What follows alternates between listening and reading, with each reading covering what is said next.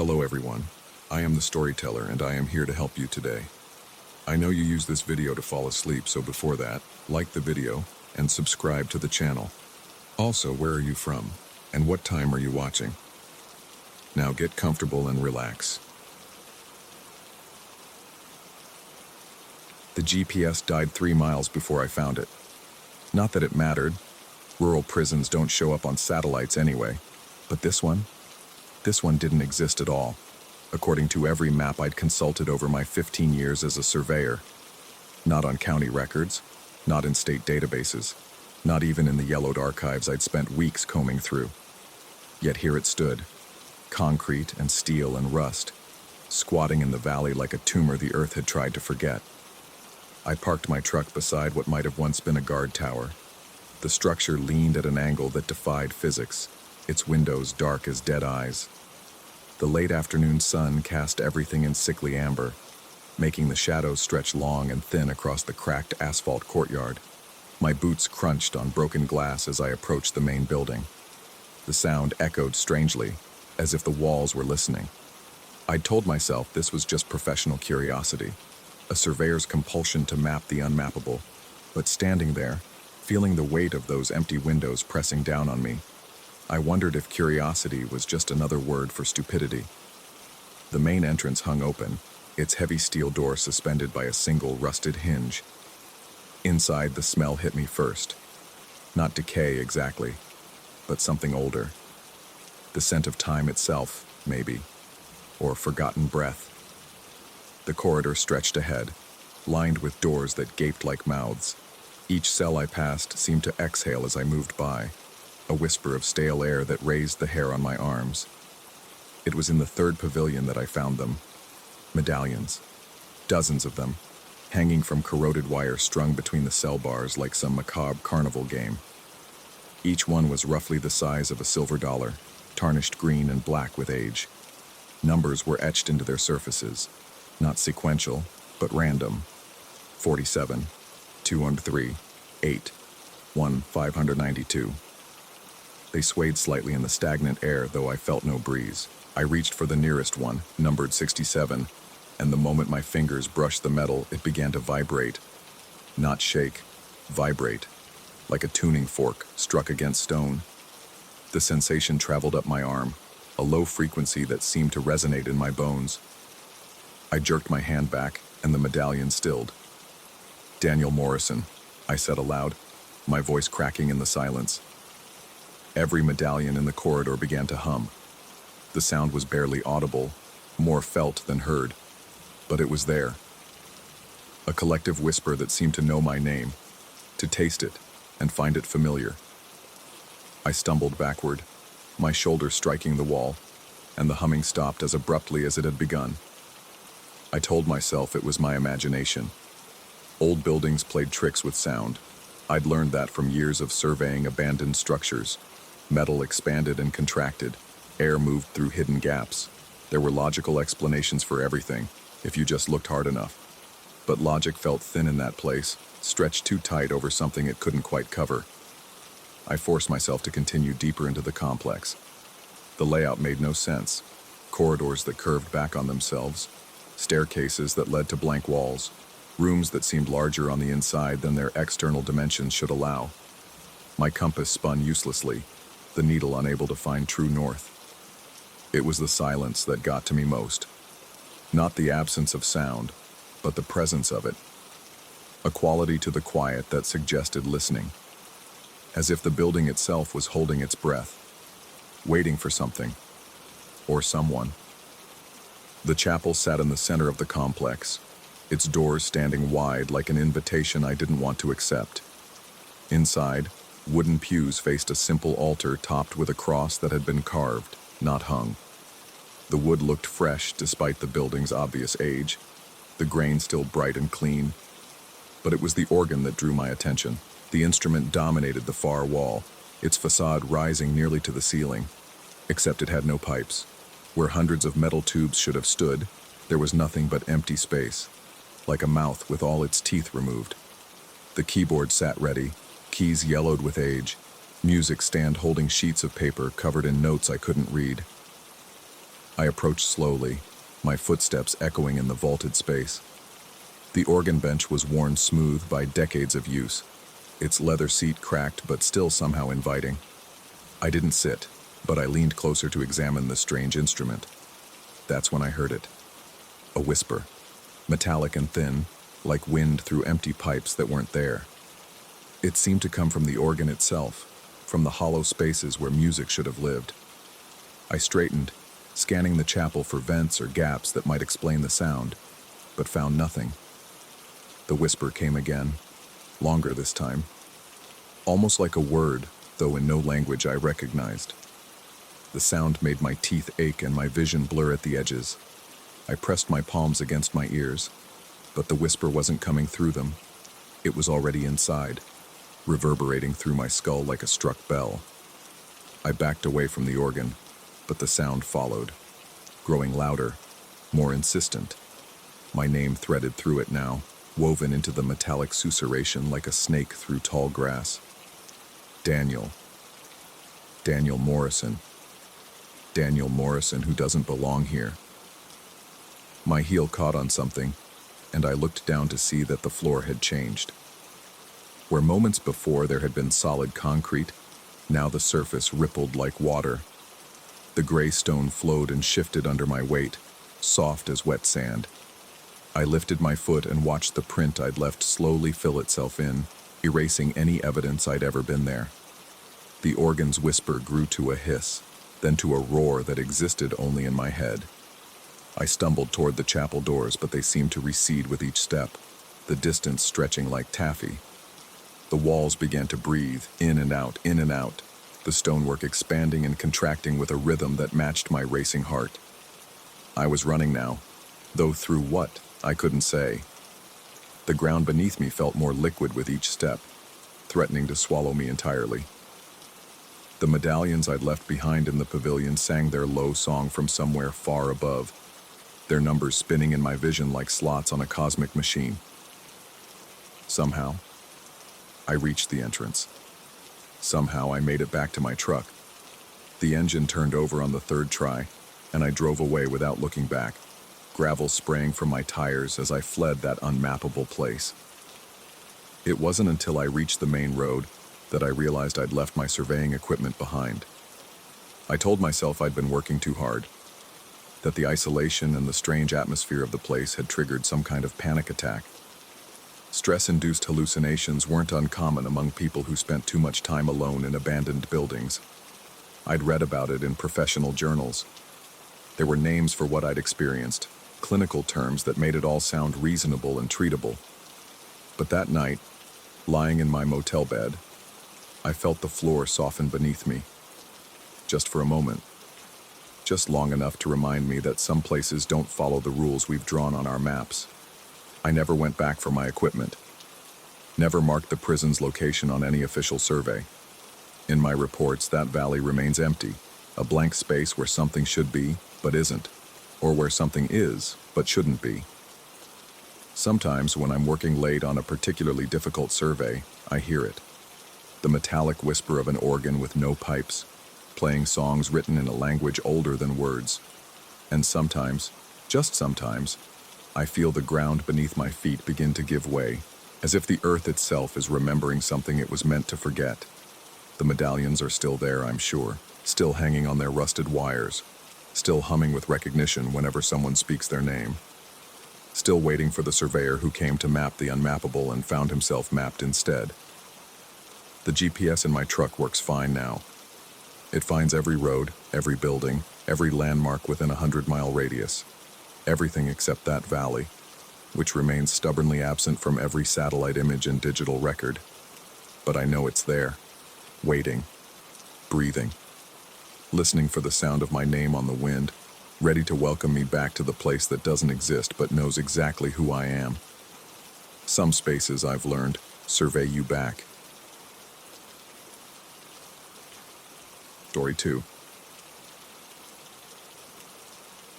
The afternoon sun felt like molten copper against my back as I crested the hill, my mountain bike's tires crunching over loose gravel and sun-baked earth.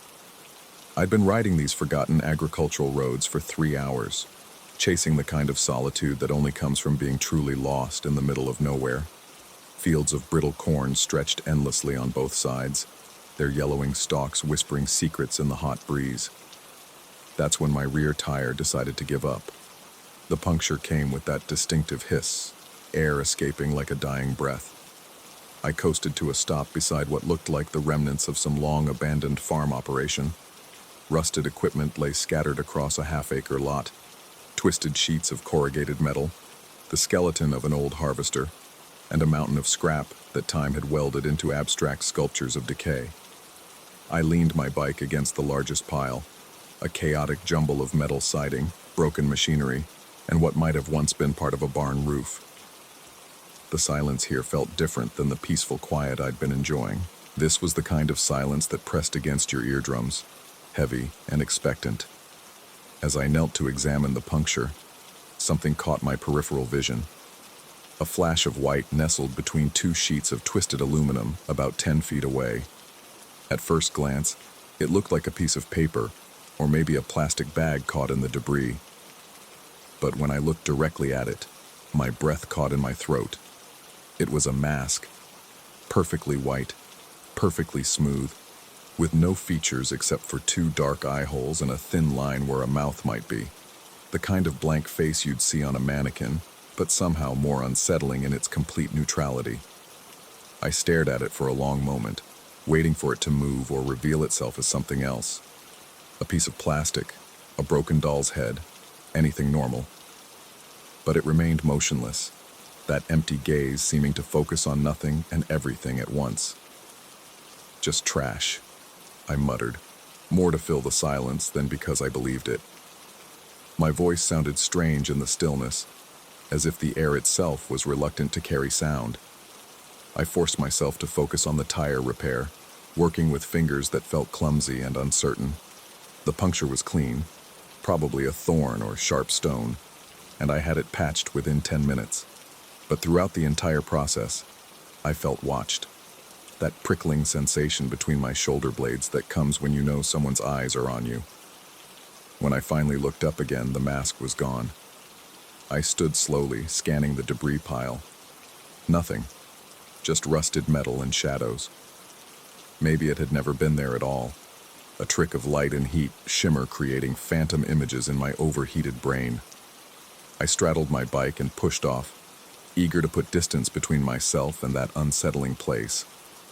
The road ahead split into a T intersection about a quarter-mile down. I chose the left branch without much thought, just wanting to keep moving. The corn gave way to soybean fields, their broad leaves rustling with a sound like distant applause. I'd been riding for maybe 15 minutes when I reached another crossroads. This one was more isolated than the last, just two dirt tracks converging with a battered stop sign marking the intersection. And there, standing at the corner of the intersection, was the mask.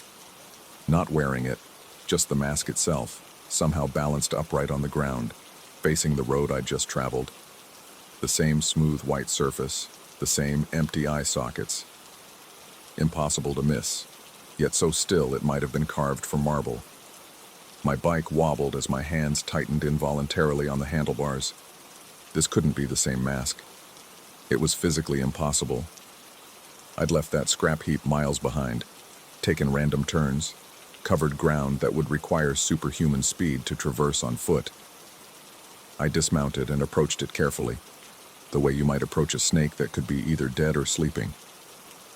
Up close, it looked identical to the one I'd seen in the debris, if it had been the same one.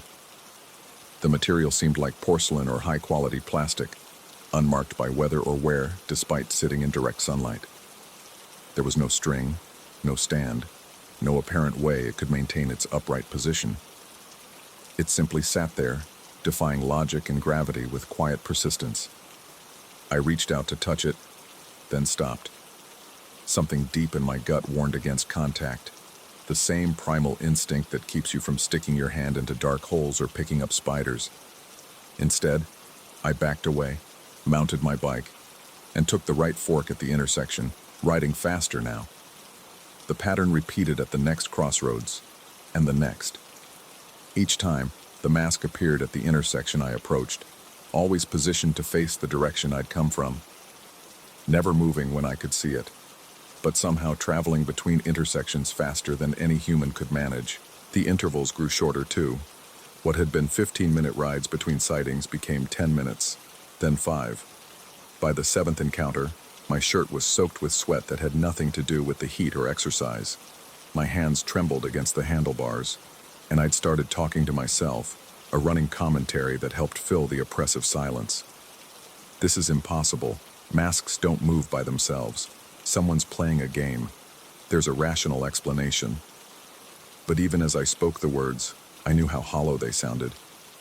The roads I'd been taking weren't connected by any logical network that would allow someone to anticipate my movements. Most weren't even marked on maps, and I'd varied my route randomly, taking left turns, right turns, even doubling back once to test my theory that I was being followed. Yet there it was again, sitting at the next intersection like a patient sentinel. The sun had begun its descent toward the horizon, painting the landscape in shades of amber and rust. Shadows grew longer, reaching across the fields like grasping fingers. I realized I had no idea where I was or how to get back to civilization. My phone showed no signal, just empty bars mocking my growing panic. At the 9th intersection, I stopped completely about 50 yards away from where the mask waited. I could see it clearly in the fading light, that white surface seeming to glow with its own inner illumination. For the first time, I noticed something different about this encounter. The mask wasn't facing the road I'd traveled. It was turned toward me. Those empty eye sockets seemed to drill into my skull, and I felt something inside my chest tighten like a fist. The rational part of my mind screamed that masks don't have intentions, don't track movement, don't watch.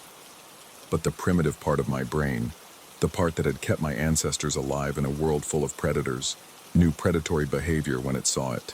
I turned my bike around and pedaled back the way I'd come, no longer caring about exploration or adventure. I just wanted distance, wanted to break whatever sick game this had become. But when I reached the previous intersection, there it was again, somehow having arrived before me despite my panicked flight. This time it was different. This time it was closer to the road, maybe 10 feet from where my bike would pass if I continued straight. Close enough that I could see the subtle imperfections in its surface, tiny scratches and scuff marks that proved it was a physical object, not some hallucination born of heat and exhaustion. I chose the only option that made sense. I turned and rode perpendicular to my original route, hoping to break the pattern that had trapped me. The new road curved through a stand of oak trees that blocked out most of the remaining daylight. In the green-tinted gloom, every shadow seemed to hide watching eyes. The road emerged from the trees and split again. My heart sank. There, waiting at the junction, was the mask. But this time something was fundamentally different. It was closer to the road than ever before, maybe 5 feet from the center line. And though it maintained its upright position, it seemed to lean slightly forward, as if straining against some invisible barrier that prevented it from advancing further. I stopped my bike and stared at it, and for a moment I could have sworn I saw the eye holes shift, tracking my movement with subtle adjustments. The silence around me felt expectant, charged with potential energy like the air before a thunderstorm. That's when the terrible thought occurred to me. What if the mask wasn't following me? What if I was being herded toward something? What if each intersection, each encounter was designed to guide me in a specific direction? I looked at the choices before me. 3 roads branched out from this intersection, offering the illusion of freedom while potentially leading to the same destination. The mask waited patiently, that smooth white surface reflecting the last rays of sunlight like a signal mirror. On impulse, I turned my bike in a tight circle, pedaling around the intersection in a loop. I'd completed maybe half the circuit when I noticed something that made my blood turn to ice water in my veins. The mask was turning to follow my movement. Not quickly, not obviously, but with the inexorable motion of a sundial's shadow. By the time I'd completed a full revolution, it had rotated nearly 90 degrees to maintain its focus on my position. I circled again, faster this time, and watched the mask track my movement with that same deliberate precision. But something else was happening too.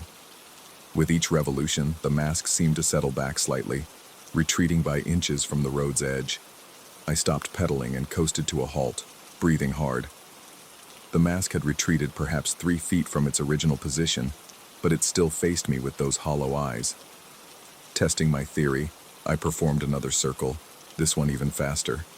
Another slight retreat. Understanding flooded through me like cold water. The circles weren't just stopping its advance, they were pushing it back. Somehow the act of cycling in loops around the intersection created a barrier that the thing couldn't cross.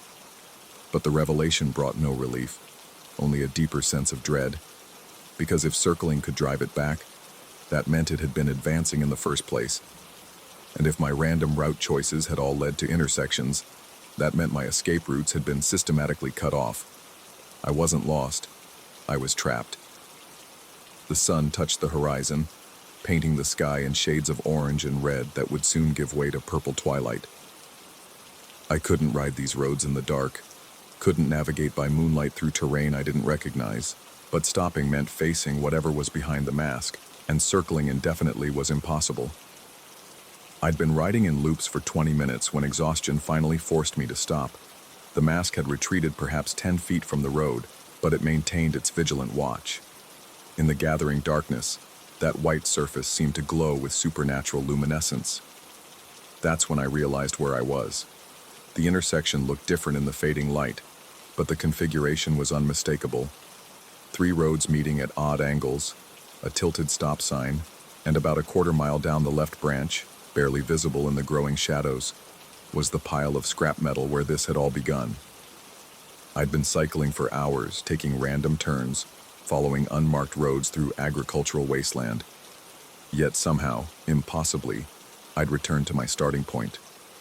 Every intersection, every encounter with the mask, had been guiding me back to this exact location. The mask sat motionless at the junction, closer to the scrap heap than to any of the roads. Waiting. In the dim light, I could just make out other shapes among the debris. Angular shadows that might have been more masks, or might have been tricks of perception born from exhaustion and fear. I looked at my bike's odometer. 43 miles. 43 miles of riding that had somehow formed a perfect circle, bringing me back to the one place I'd tried to escape. The rational explanations felt thin as tissue paper now. GPS malfunction, disorientation, coincidence. None of them could account for the mathematical precision of my return. Someone or something had been orchestrating my journey from the beginning, using the mask as both shepherd and signpost. As full darkness settled over the landscape, I heard something that made my skin crawl. From the scrap heap came the sound of metal shifting, pieces settling against each other with soft scraping noises. But the sounds had a rhythm to them, a purposeful cadence that suggested movement rather than random settling. I turned on my bike's LED light and aimed it toward the debris pile. The beam illuminated twisted metal and broken machinery, but something was different. The configuration had changed. What had been a random jumble of scrap now seemed organized, arranged in patterns that hurt to look at directly. And scattered throughout the pile, catching and reflecting my light like stars, were dozens of white masks. They faced outward from the debris, a congregation of empty gazes all focused on the road. On me. Some were positioned high on sheets of corrugated metal, others nestled in the shadows between broken machines, all identical to the one that had led me here, all maintaining that same patient surveillance. The truth hit me with the force of physical impact. This wasn't about being followed or herded. This was about being collected. The mask at the intersection began to move, not toward me but toward the scrap heap. It rolled rather than walked, maintaining its upright position while somehow propelling itself across the uneven ground. As it approached the pile, the other masks seemed to shift slightly, making room in their ranks for the returning sentinel. I should have ridden away, should have chosen any of the 3 roads and pedaled into the darkness, trusting to luck and momentum to carry me to safety. But I couldn't move. The sight of all those masks arranging themselves in the debris held me transfixed, like watching a car accident unfold in slow motion. The rolling mask reached the pile, and nestled itself among its companions with a soft scraping sound. Then, as one, all the masks turned to face me. The silence that followed was absolute. No wind in the corn, no distant traffic, no insect sounds. Just the hammering of my own heart and the whisper of my breathing. The LED beam trembled in my unsteady grip, making the masks appear to flicker and dance in the erratic light. That's when I heard my name. Not spoken aloud, but whispered directly into my consciousness like a thought that wasn't my own. The voice was neither male nor female, neither young nor old, but something that existed in the spaces between human categories. It called to me with patient insistence, the way a parent might call a child for dinner. I found myself dismounting my bike, taking a step toward the scrap heap before catching myself. The compulsion was almost irresistible, a pull that seemed to originate in my bones rather than my mind. But some last vestige of self-preservation made me step back, made me grip my handlebars like a lifeline. The masks watched with their hollow eyes, waiting for me to surrender to the inevitable. Because that's what this was, I realized. Not a hunt or a chase, but a patient harvesting. They'd been waiting in that pile of debris for someone like me to stumble upon them, and now they expected collection to follow naturally. I thought about the other cyclists who might have taken these rural roads, the hikers and joggers who might have sought solitude in these forgotten places. I wondered how many masks the pile contained, how many faces had been claimed by whatever presence inhabited this desolate intersection. But I also thought about the circles, about how my seemingly random movements had pushed the mask back, created distance where none should have existed. There was power in movement, in refusing to be still, in denying the collection its moment of harvest. I remounted my bike and began to ride in circles again, tight loops around the intersection that kept me equidistant from all three roads. With each revolution, I watched the masks in the pile shift and settle, their arrangement becoming less organized, more chaotic. The patient vigil was breaking down under the pressure of perpetual motion.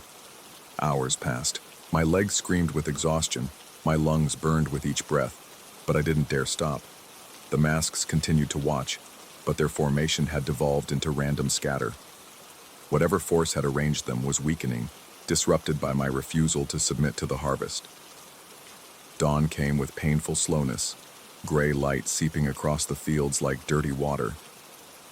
In the pale illumination, the scrap heap looked ordinary again, just twisted metal and broken machinery with no sign of the supernatural congregation I'd witnessed in the darkness. But when I finally stopped riding, when I allowed my bike to coast to a trembling halt, I could see them. Dozens of white masks scattered throughout the debris, now motionless and seemingly ordinary. Trash items that had probably been dumped here by someone clearing out an old theater or costume shop. I pulled out my phone and was surprised to find 2 bars of signal. The GPS showed my location clearly. I was less than 5 miles from the main highway, easily within reach of civilization. A simple wrong turn had led me to this place, and a series of poor navigation choices had kept me circling back. The rational explanation felt comforting in the morning light. Heat exhaustion, dehydration, and the disorienting effect of cycling through unmarked rural roads had created a feedback loop of confusion and paranoia. The masks were just debris, the watching sensation was just anxiety, and the impossible navigation was just poor judgment compounded by fear. I rode away without looking back, following my phone's GPS toward the highway and the promise of traffic, people, and normal explanations for everything.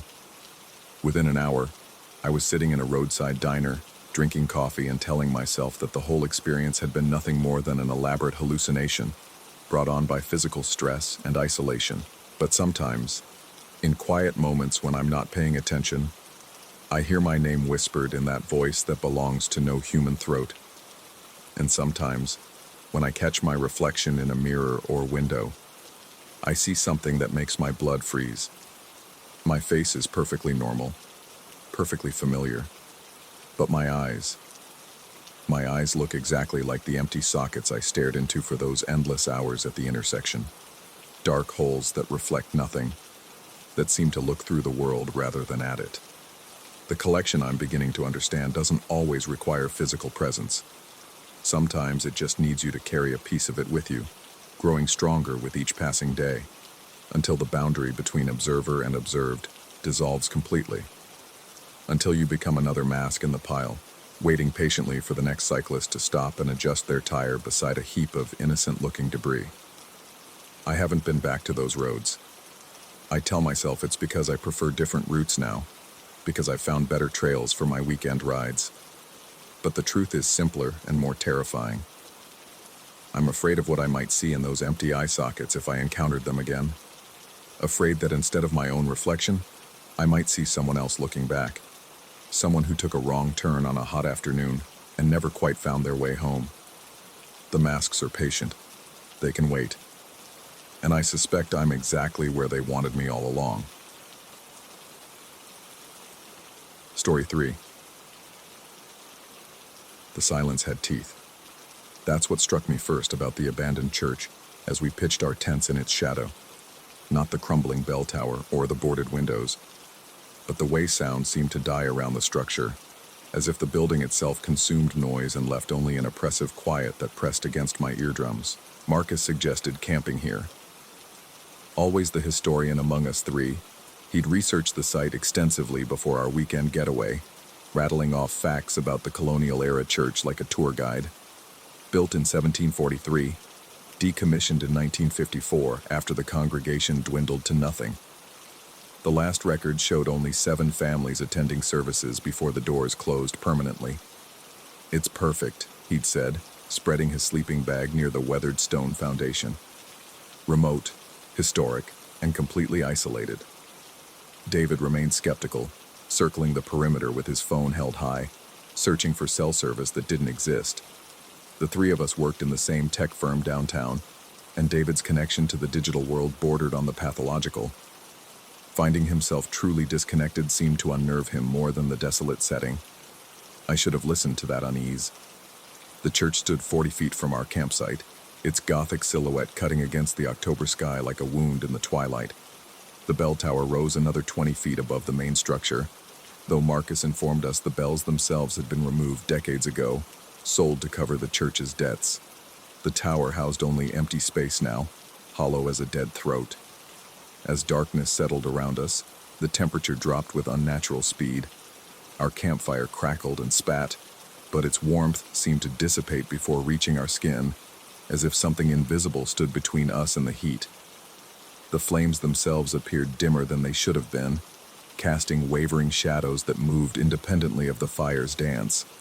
I found myself glancing repeatedly at the church. Something about its presence felt watchful, though I couldn't articulate why.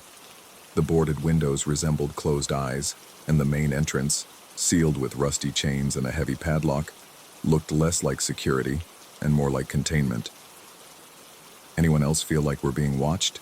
David asked, voicing my own thoughts as he stared into the darkness beyond our fire's reach. Marcus laughed, but the sound held no genuine humor. "Just our imaginations working overtime. Old places have that effect." But I noticed he too kept glancing toward the church, and his jaw had developed a subtle twitch that appeared whenever he felt stressed. We settled into our tents around midnight, though sleep proved elusive. The silence that had seemed oppressive during daylight became actively malevolent in darkness. It pressed down like a physical weight, making each breath feel labored. Worse, the quiet wasn't complete. Underneath it lurked something else, a rhythm so faint I initially mistook it for my own heartbeat. Thump, thump, thump, thump, thump, thump. The sound emerged from everywhere and nowhere, a steady pulse that seemed to emanate from the earth itself. I pressed my ear to the ground, and the rhythm became more pronounced, as if something beneath the soil maintained its own circulation. When I emerged from my tent, I found Marcus and David already outside, both staring at the church with expressions I'd never seen on their faces before, a mixture of confusion and growing dread. "You hear it too?" Marcus whispered. I nodded, though speaking seemed dangerous, as if our voices might attract unwanted attention. The rhythm continued, and as my ears adjusted to the sound, I realized it matched our collective heartbeats perfectly. When my pulse quickened with anxiety, the underground rhythm accelerated. When David took deep breaths to calm himself, The tempo slowed accordingly. That's when the bells began. The sound started as barely a whisper, a metallic resonance so faint I questioned whether I actually heard it. But gradually it grew stronger, and I realized with mounting horror that it was coming from the bell tower, the same tower Marcus assured us contained no bells. The ringing followed the same rhythm as the underground pulse, as the beating of our hearts. Each chime seemed to reach inside my chest and pluck at something vital, creating a resonance that made my bones ache. "That's impossible," David said, his voice barely audible over the phantom bells. "There's nothing up there to make that sound." But we all heard it clearly now, a deep, mournful tolling that seemed to carry weight beyond mere sound. The notes hung in the air long after they should have faded, overlapping and creating harmonies that human ears weren't meant to process. I wanted to leave. Every instinct screamed at me to grab my gear and run, but when I turned toward the dirt road that had brought us here, I found myself unable to take a step. Not physically unable. Something else held me back, something that whispered leaving would be a mistake. Marcus moved first, walking slowly toward the church's main entrance. The bells grew quieter as he approached, as if rewarding his compliance. "We should go inside," he said, though his voice sounded distant, disconnected. "The place is locked up tight," David protested. "Besides, we're trespassing, just being here." But Marcus had already circled to the side of the building, running his hands along the stone foundation. The bells continued their rhythmic tolling, and I noticed they grew softer whenever any of us moved closer to the church, louder when we backed away. "Here," Marcus called out, his voice holding an excitement that chilled me more than his earlier fear. "There's something here." David and I followed reluctantly, finding Marcus kneeling beside what appeared to be solid ground. But as the bells reached their softest volume yet, hairline cracks appeared in the earth, spreading outward from Marcus's position like a spider web of dark fissures. The cracks widened as we watched, revealing glimpses of something that shouldn't have existed. Wooden pews arranged in perfect rows beneath the soil, as if a second church had been buried beneath the first. The wood appeared pristine despite being underground, polished and maintained as if services had ended only moments ago. "How is this possible?" David breathed, but his question felt rhetorical. We were beyond rational explanations now. The bells fell silent. In that sudden quiet, more disturbing than any sound, we heard something else rising from the underground space. A whisper of movement, like fabric brushing against fabric, or bodies shifting in wooden seats. The cracks continued expanding, creating an opening large enough for a person to descend. Stone steps became visible, leading down into the buried nave where shadows moved between the pews despite the absence of any light source. I tried to back away, but my feet seemed rooted to the spot. The underground pulse had synchronized so completely with my heartbeat that I couldn't tell where my body ended and the church began. The rhythm had become part of me, or I had become part of it. Marcus began descending the steps without hesitation, his movements mechanical and purposeful.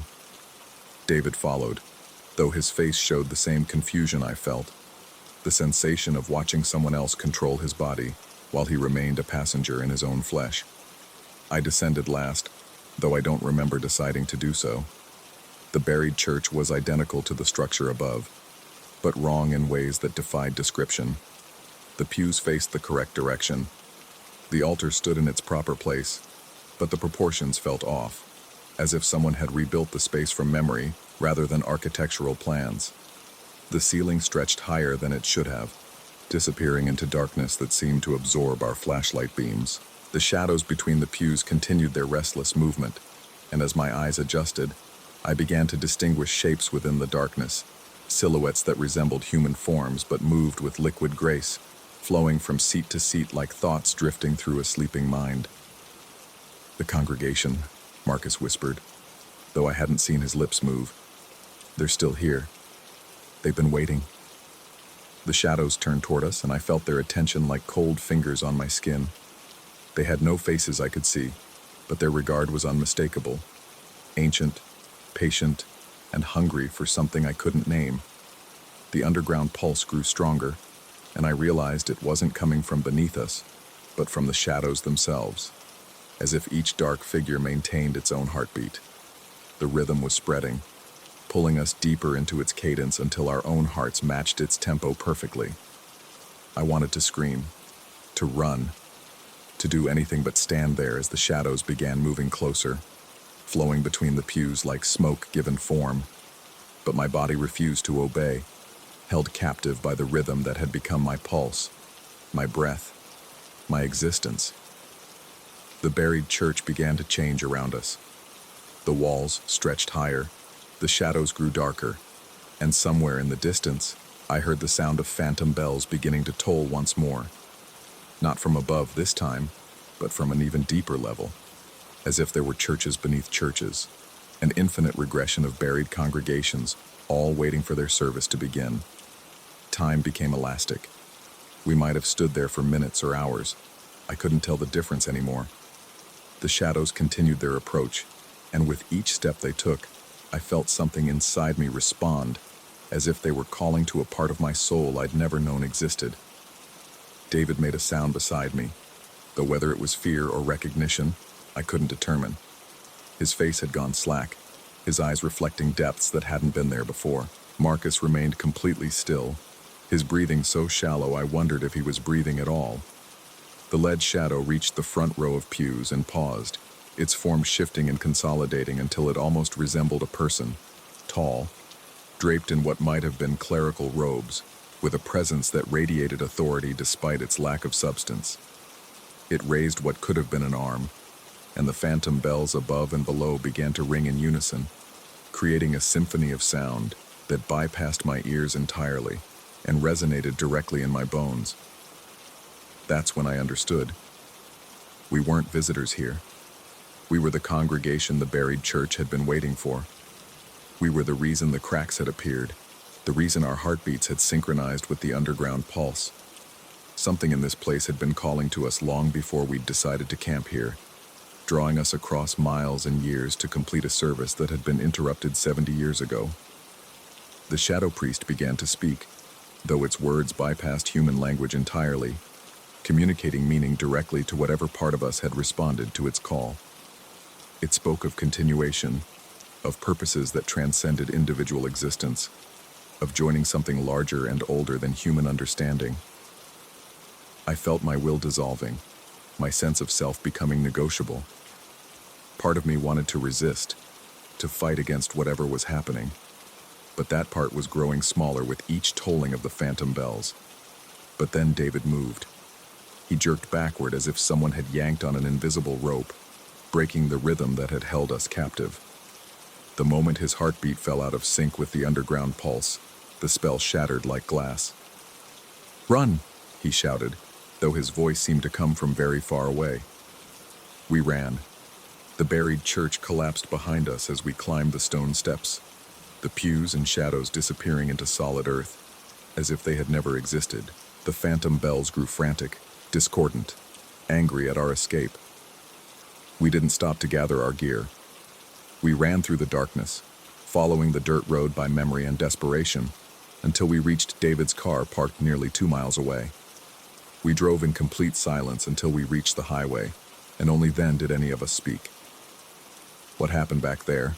David asked, his hands shaking on the steering wheel. None of us had an answer. That was 3 months ago. We've never discussed it since, though I sometimes catch Marcus staring into empty spaces with an expression I don't like, and David has developed an unconscious habit of tapping out rhythms with his fingers, rhythms that sound disturbingly familiar. But what disturbs me most is what I discovered when I researched the church myself. Digging through historical records David never thought to check. The church wasn't decommissioned in 1954. It burned down that year, during Sunday services, with the entire congregation inside. 7 families, 23 people total, all buried in the church cemetery, which sits directly beneath where we pitched our tents. I don't sleep well anymore. Late at night, when the world grows quiet, I sometimes hear a faint rhythm, thump, thump, thump, thump, keeping time with my heartbeat. And in those moments, I wonder if we actually escaped at all, or if we're still down there in the buried church, shadows among shadows, waiting for the next campers to complete what we started. The bells never really stopped ringing. They're just waiting for the right moment to call us home.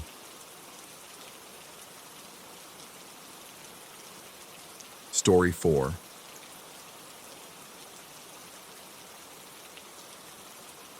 The Hartwell textile mill stood like a tombstone against the October sky, its broken windows reflecting nothing but the gray clouds that had been gathering since dawn. I'd photographed dozens of buildings scheduled for demolition, but something about this place made my hands shake as I adjusted my camera settings. The developer had been specific. Document everything before the wrecking ball arrived next week. Every room, every machine, every detail of a century-old industry that once employed half the town. I shouldered my equipment bag and pushed through the rusted chain-link fence. The main entrance had been welded shut years ago, but I'd found a service door around back that still yielded to persistent pressure. The hinges screamed as I forced it open, and the sound echoed through the cavernous interior like a warning. The air inside was thick with dust and the lingering smell of machine oil, cotton fibers, and something else. Something organic and unpleasant that I couldn't quite identify. My footsteps echoed on the concrete floor as I made my way through rows of silent looms, their metal frames casting intricate shadows in the dim light filtering through dirty windows. I started with the main floor, capturing wide shots of the abandoned machinery. Each shutter click seemed unnaturally loud in the oppressive silence. The looms stood in perfect formation, their threads still stretched taut despite decades of neglect, as if waiting for invisible hands to set them in motion again. It was while photographing a particularly ornate jacquard loom that I noticed the freight elevator at the far end of the building. The brass call button was green with oxidation, but when I pressed it, ancient machinery groaned to life somewhere in the building's depths.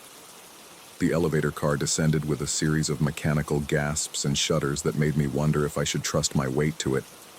The brass accordion gate was stiff, but functional. Inside, the elevator car was larger than I'd expected, big enough to transport rolls of fabric or heavy machinery. The walls were lined with scratched metal panels, and a single bare bulb cast harsh shadows from the ceiling. I could smell rust and grease, and beneath that, the same organic odor I'd noticed downstairs, stronger now. I pressed the button for the second floor and felt the car lurch upward with a grinding of gears that suggested the machinery was operating on borrowed time. The building's upper level housed the administrative offices and quality control stations, areas I needed to document before the light faded completely. Halfway between floors, my phone buzzed. I pulled it from my pocket and saw a notification from an unnamed contact, just a phone number I didn't recognize. The message contained a single image, a photograph taken from behind, showing a man with dark hair and a worn leather jacket, standing inside an old freight elevator. The image quality was grainy, but I could see enough detail to know I was looking at myself, taken just moments ago. My hands went cold. I looked around the elevator car, searching for hidden cameras, but the metal wall showed no obvious mounting points for surveillance equipment. The building had been abandoned for 15 years. Who would install cameras here, and why send me the footage? I tried calling the number, but it went straight to a generic voicemail prompt. I sent a text. "Who is this?" but received no response. The elevator shuddered to a stop, and I forced myself to focus on the work. The second floor was a maze of smaller rooms connected by narrow corridors. I photographed everything methodically. Empty desks, filing cabinets with their drawers hanging open like surprised mouths, and windows so dirty they filtered the daylight into something brown and sickly. My phone buzzed again. Another image from the same unknown number. This one showed me standing in one of the offices, viewed from behind and slightly above, as if taken from a security camera mounted in the corner. But when I looked up, there was nothing there. Just water-stained ceiling tiles and exposed electrical conduit. I enlarged the image on my phone screen. The timestamp showed it had been taken 30 seconds ago. In the background, I could see the exact filing cabinet I'd just photographed, the same broken chair, even the specific pattern of sunlight falling across the floor. Someone was watching me in real time.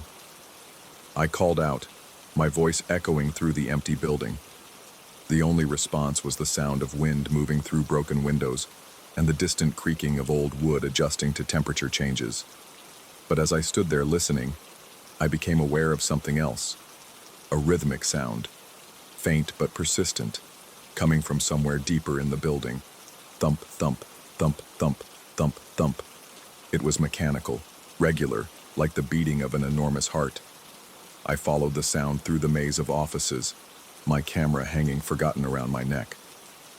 The rhythmic thumping grew louder as I approached what had once been the quality control department. Here, fabric samples had been tested for strength and consistency before being shipped to manufacturers across the country. The sound was coming from beyond a heavy wooden door marked "Authorized Personnel Only." I tried the handle and found it unlocked. The door opened onto a narrow staircase that led down into darkness.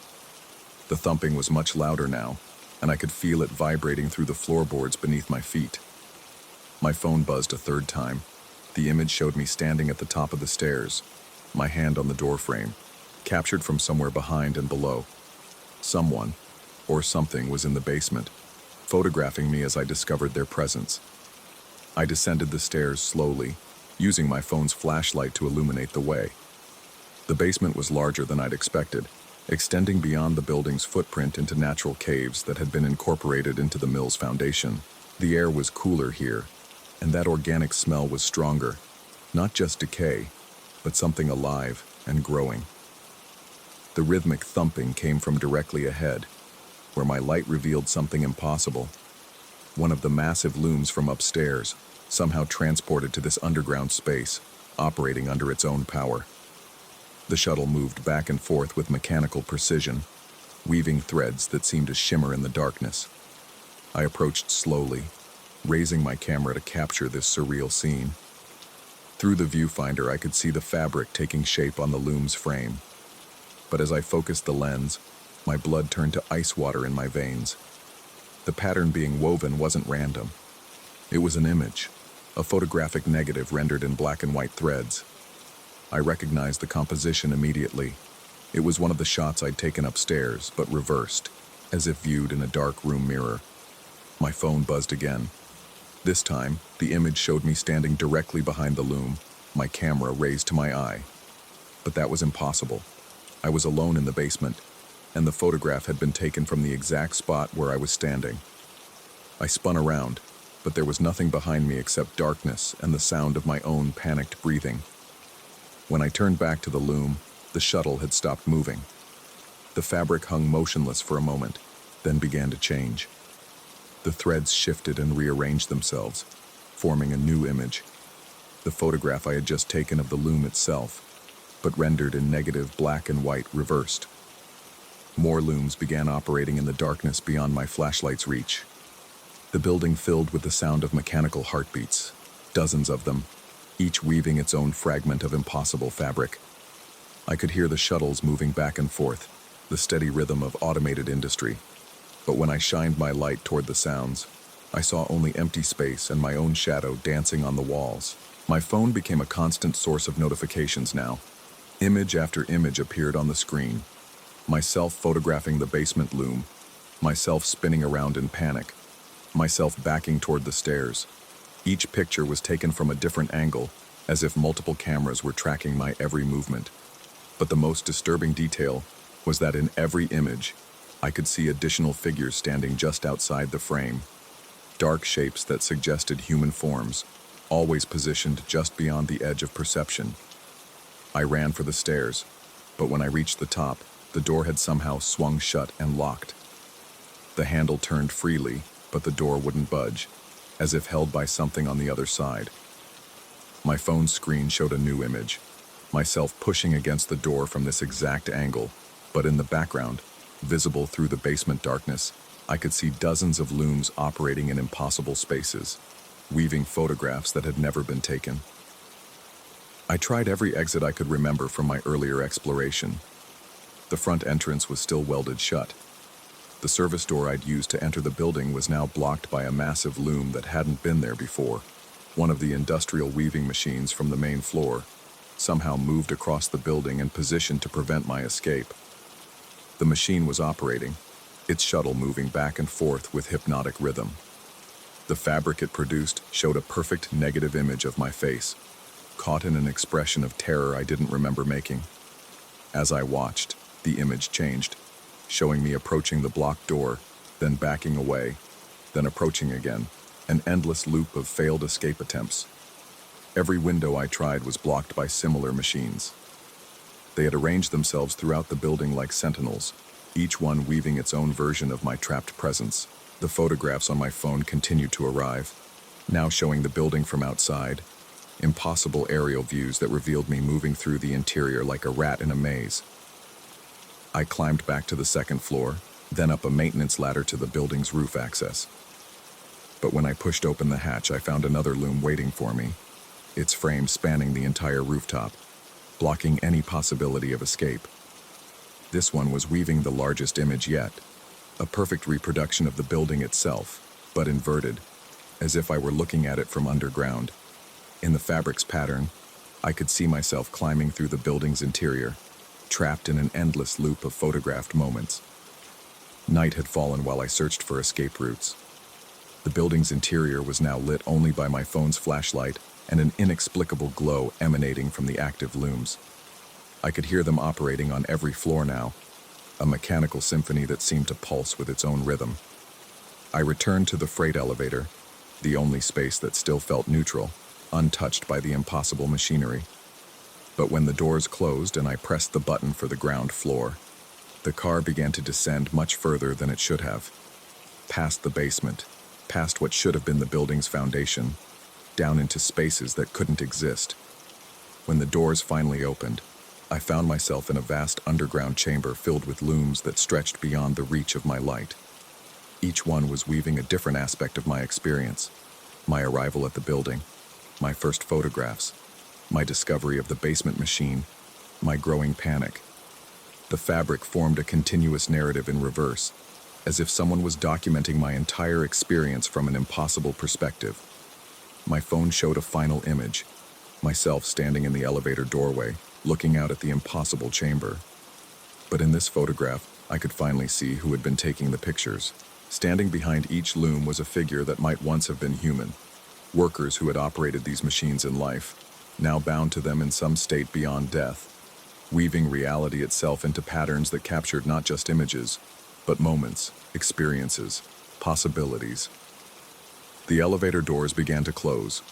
I pressed the buttons frantically, but the car was already moving, carrying me deeper underground, toward levels that appeared on no blueprint, into spaces that existed only in the negative space between what was real and what was captured, between the photograph and its subject, between the observer and the observed. My phone's battery died, taking with it the only record of what I had witnessed. In the elevator's darkness, I could still hear the looms operating above and below and around me, weaving patterns that included my past, my present, and perhaps my future, creating a fabric of experience that existed only in the space between capture and display, in the negative space where reality becomes its own photograph, reversed and eternal. The elevator car continued its descent, and I understood that I was no longer leaving the building so much as becoming part of it. Another figure standing behind the looms, helping to weave the impossible patterns that would capture the next photographer, the next observer who came to document what should have been merely abandoned. When they find my camera next week, after the wrecking ball reduces the building to rubble, the memory card will be full of perfectly normal photographs. Empty rooms, silent machinery, the unremarkable documentation of industrial decay. There will be no evidence of the impossible looms, no record of the basement chamber, no trace of the figures weaving reality into reversible patterns. But sometimes, in the developing rooms of photo labs across the city, technicians notice strange anomalies in unrelated images, background shapes that suggest textile machinery where none should exist, shadows that move independently of their subjects, patterns in the grain of the film itself that resemble woven fabric. And sometimes, photographers working alone in abandoned buildings receive text messages from unknown numbers, images that show them from behind, captured by cameras that couldn't exist, in spaces that can't be reached. reminding them that in the negative space between what we see and what we capture, other possibilities continue to weave themselves into existence, patient and permanent and always watching. Story 5. The brass nameplate read Murphy & Associates in faded script, but Murphy had been dead for 30 years, and I was pretty sure I was the only associate left. The building manager, Mrs. Chen, had made the deal sound too good to refuse. A micro apartment on the 7th floor in exchange for renovation work. The 1910 Meridian building needed someone with construction experience, and I needed a place to live after the divorce cleaned me out. What she hadn't mentioned was how the elevator cables sang at night. I moved in on a Tuesday. The apartment was barely 300 square feet. A Murphy bed that folded into the wall, a kitchenette with appliances from the Carter administration, and a bathroom so small I had to step into the hallway to change my mind. But it was mine, and the work was honest. Strip wallpaper, sand floors, replace fixtures. Simple stuff that kept my hands busy and my thoughts quiet. The first 4 days passed without incident. I'd wake at dawn, work until my back ached, then collapse onto the thin mattress as streetlights painted geometric patterns across the ceiling. The building held its age well. Thick walls that muffled the city's constant growl. Steam radiators that hissed like contented cats. Hardwood floors that had witnessed a century of footsteps. It was on the 5th day that I discovered the architectural impossibility. I'd been working in 7C, stripping paint from the window frames, when I noticed the service corridor that ran behind my apartment. Nothing unusual about that. Most buildings this old had narrow passages for maintenance access. But as I followed it with my eyes, tracking its path through the building's blueprint I'd taped to the wall, something didn't add up. The corridor should have led to the emergency stairwell. According to the fire safety diagram posted by the elevator, every floor had 2 exit routes, the main staircase and the emergency stairs accessible through these service corridors. But when I stepped into the hallway and walked to where the corridor should end, I found myself facing a familiar door. My door. I checked the blueprint again, tracing the lines with my finger. The corridor clearly showed 2 endpoints, one at the emergency stairs, one at nowhere. A dead end that shouldn't exist. But there it was, terminating at apartment 7G like a river flowing backward into its source. I walked the length of the corridor 3 times, measuring my steps. 47 paces from my door to the far end, where the emergency exit should be. Instead, I found a blank wall covered in the same faded green paint as the rest of the building. No door, no window, no indication that anything had ever been there. The building plans had to be wrong.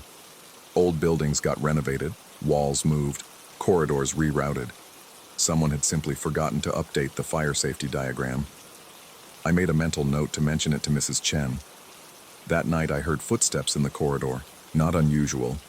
The building housed 23 units, and people came and went at all hours.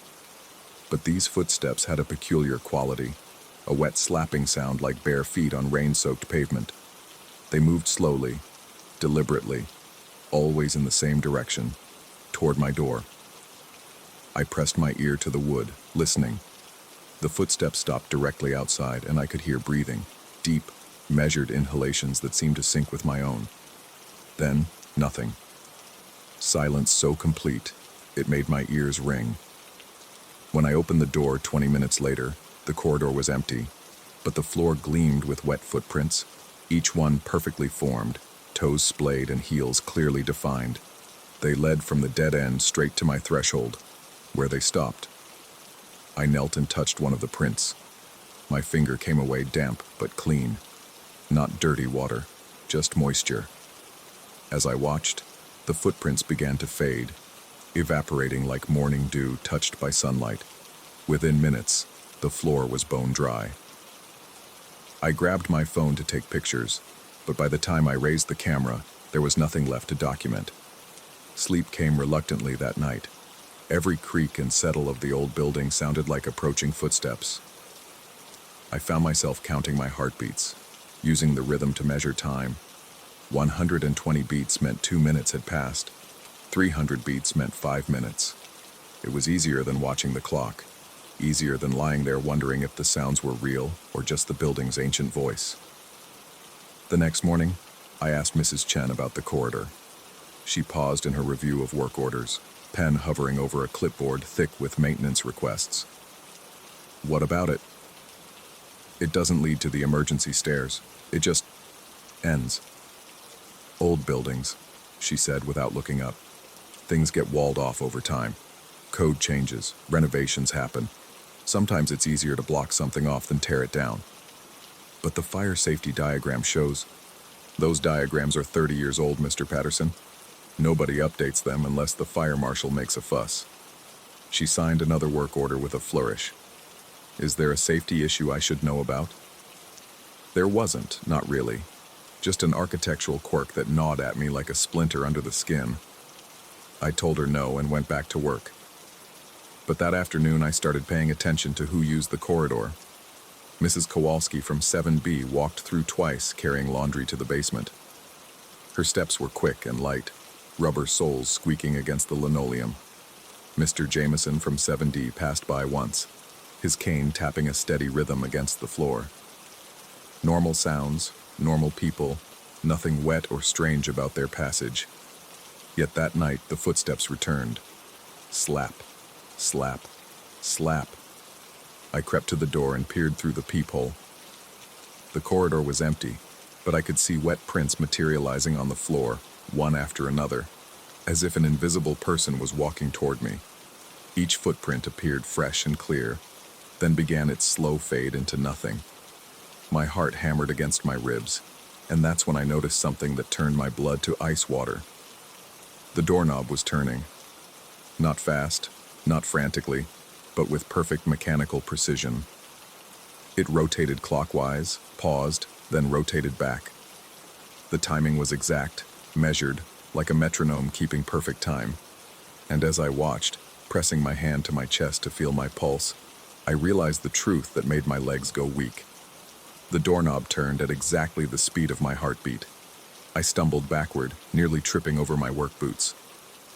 The turning stopped immediately. The footsteps faded. The corridor fell silent.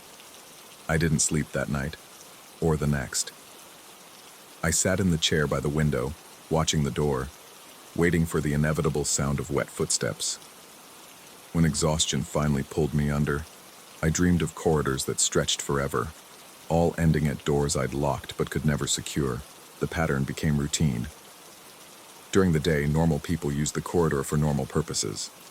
At night, something else walked that path, leaving traces of moisture that defied documentation and turned my doorknob in rhythm with my racing pulse. I started timing everything. How long between the first footstep and the door turning? How many heartbeats before the prints began to fade? How many rotations of the knob before it stopped? The numbers became obsession, a mathematical framework I could wrap around the impossibility of what I was experiencing. 73 steps from the dead end to my door. 96 seconds for the footprints to evaporate completely. 47 turns of the doorknob, always clockwise, always perfectly timed to my pulse. I considered leaving. The apartment was temporary anyway, just a place to regroup while I figured out my next move. But where would I go? My savings were depleted, my credit shot, my marriage a smoking crater in the rearview mirror. And there was something else. Something I didn't want to admit even to myself. I was starting to doubt my own perceptions. Maybe the footsteps were just the building settling. Maybe the wet prints were condensation from old pipes. Maybe the doorknob turning was a trick of tired eyes and a stressed mind. I'd been under enormous pressure for months. The divorce, the job loss, the scramble to find housing. Wasn't it possible that my brain was simply creating patterns where none existed? Finding meaning in random events? But if that were true, why could I predict exactly when it would happen? Every night at 11:47 p.m., the footsteps began. Every night they stopped at my door. Every night the doorknob turned for exactly 3 minutes and 11 seconds before falling still. The precision was either supernatural or the product of a mind creating elaborate delusions to cope with trauma. I wasn't sure which possibility frightened me more. On the 10th night, I decided to confront whatever was happening. I positioned myself directly behind the door, hand on the deadbolt, ready to throw it open the moment the turning began. If something was there, I'd see it. If nothing was there, I'd have my answer about the state of my mental health. The footsteps came right on schedule. Slap, slap, slap. I watched through the peephole as wet prints materialized on the linoleum, drawing closer with each invisible step. My pulse quickened, and I felt the doorknob begin its slow rotation beneath my trembling hand. I counted to 10, gathering courage. Then I threw the deadbolt and yanked the door open. The corridor was empty. No figure, no presence, nothing but shadows and the lingering scent of rain-soaked earth. But the wet footprints were there, crisp and clear, leading from the dead end right to where I stood. As I watched, frozen in the doorway, they began their familiar fade into nothing. And behind me, in my locked apartment, I heard the soft sound of bare feet walking across my floor.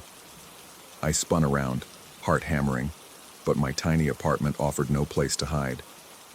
The Murphy bed was folded up, the bathroom door stood open, the kitchenette was clearly empty, yet I could hear the footsteps moving through my space, wet and deliberate, circling like a predator taking measure of its territory. The sound stopped directly behind me. I could feel presence like heat from a furnace, close enough to touch. My skin prickled with the sensation of being watched, studied, cataloged. When I finally worked up the courage to turn around, I found myself staring at the far wall of my apartment. But the wall was wrong. Where there should have been blank plaster, I saw another corridor stretching into darkness. Not a hallway in the traditional sense, but a passage that seemed to exist in the space between spaces, lit by a dim phosphorescence that had no visible source. And at the far end of this impossible corridor, barely visible in the strange light, stood a door marked with familiar brass numbers. 7G, my apartment, my door, viewed from a perspective that couldn't exist. I closed my eyes, counted to 10, opened them again. The wall was normal, solid, white paint over century-old plaster, exactly as it should be. But I could still feel the presence behind me, still hear the whisper of wet footsteps echoing from somewhere that wasn't quite there. I've been living in the Meridian building for 3 weeks now. The renovation work continues, and Mrs. Chen seems pleased with my progress. The other tenants nod politely when we pass in the hallway, and everything appears perfectly normal during the daylight hours. But every night at 11:47, the footsteps begin their journey through corridors that lead everywhere and nowhere, always ending at my door. The doorknob still turns in rhythm with my pulse, and I've stopped trying to photograph the wet prints that fade like morning mist. I've also stopped looking through the peephole.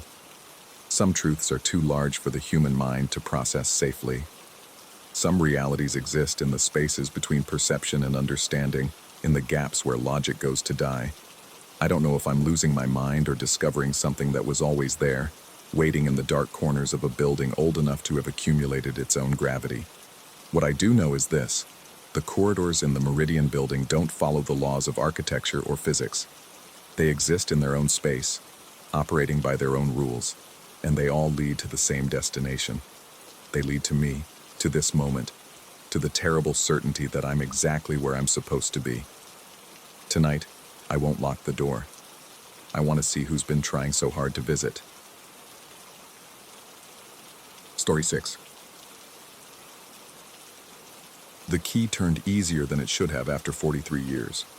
I'd expected rust, resistance, maybe even having to force the lock on the abandoned Alpine chalet that local records showed had been sealed since 1981.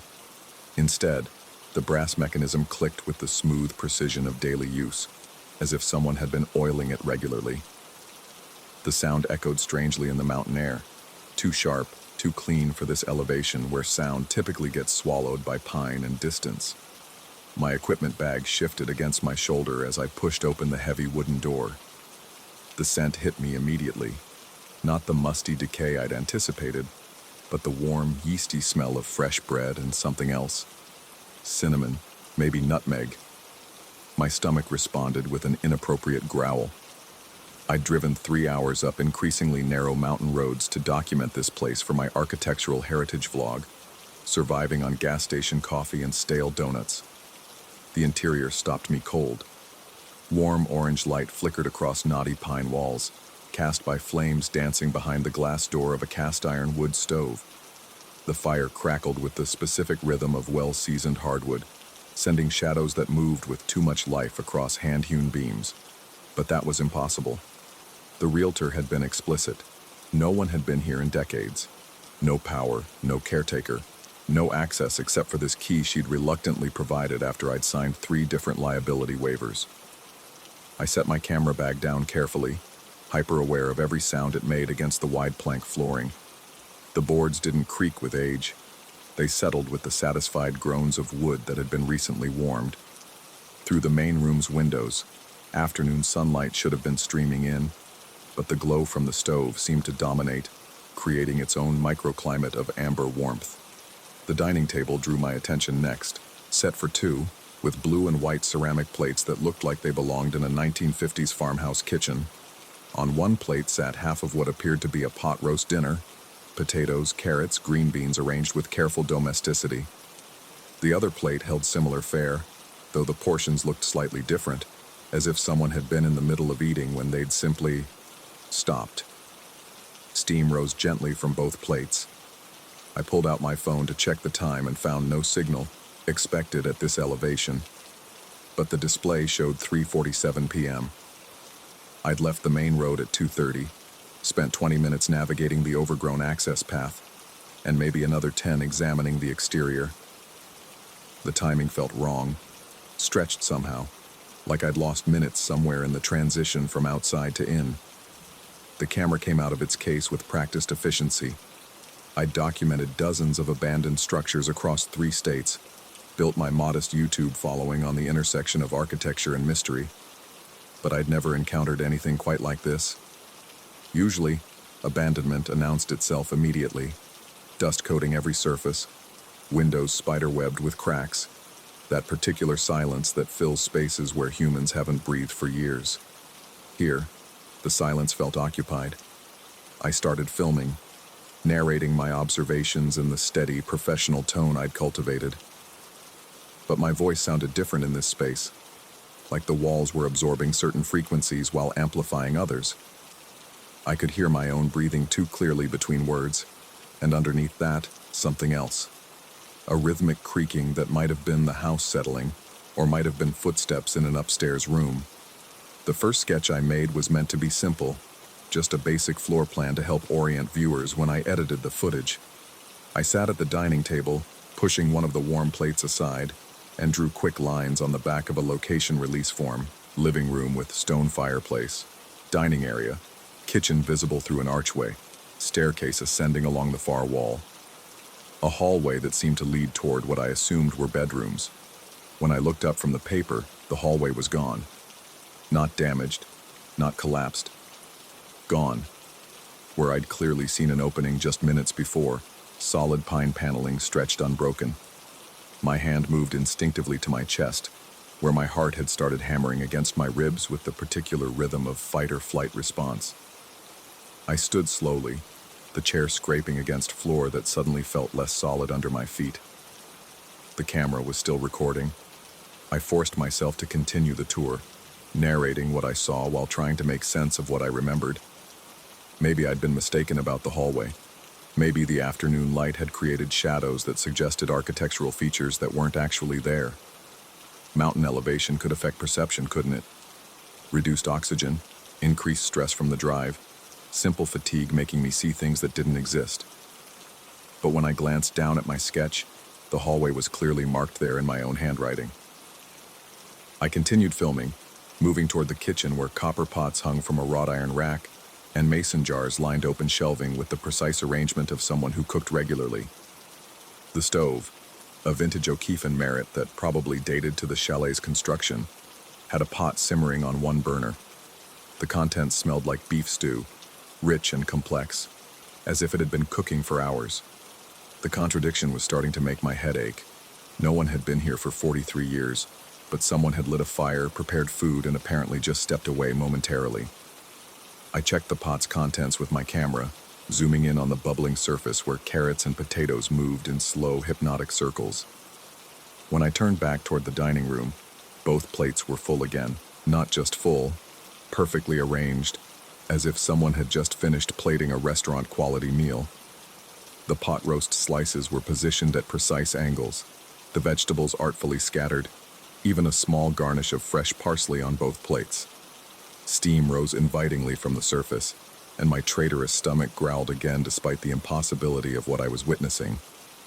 I started a new sketch, this time more detailed, trying to capture exactly what I was seeing. If I was having some kind of breakdown, altitude sickness maybe, or carbon monoxide from the stove, at least I'd have documentation. I drew the kitchen layout carefully, noting the position of appliances, the window over the sink, the door that led to what looked like a pantry. Halfway through the sketch, I realized I was drawing a door that wasn't there. My pencil had moved across the paper almost automatically, marking an opening in the kitchen's back wall. But when I looked up, I saw only solid log construction. No door, no indication there had ever been one. Yet my hand continued moving, adding details I couldn't see. Hinges, a brass handle, even trim work around the frame. The scratching of pencil on paper seemed unnaturally loud in the kitchen's warm atmosphere.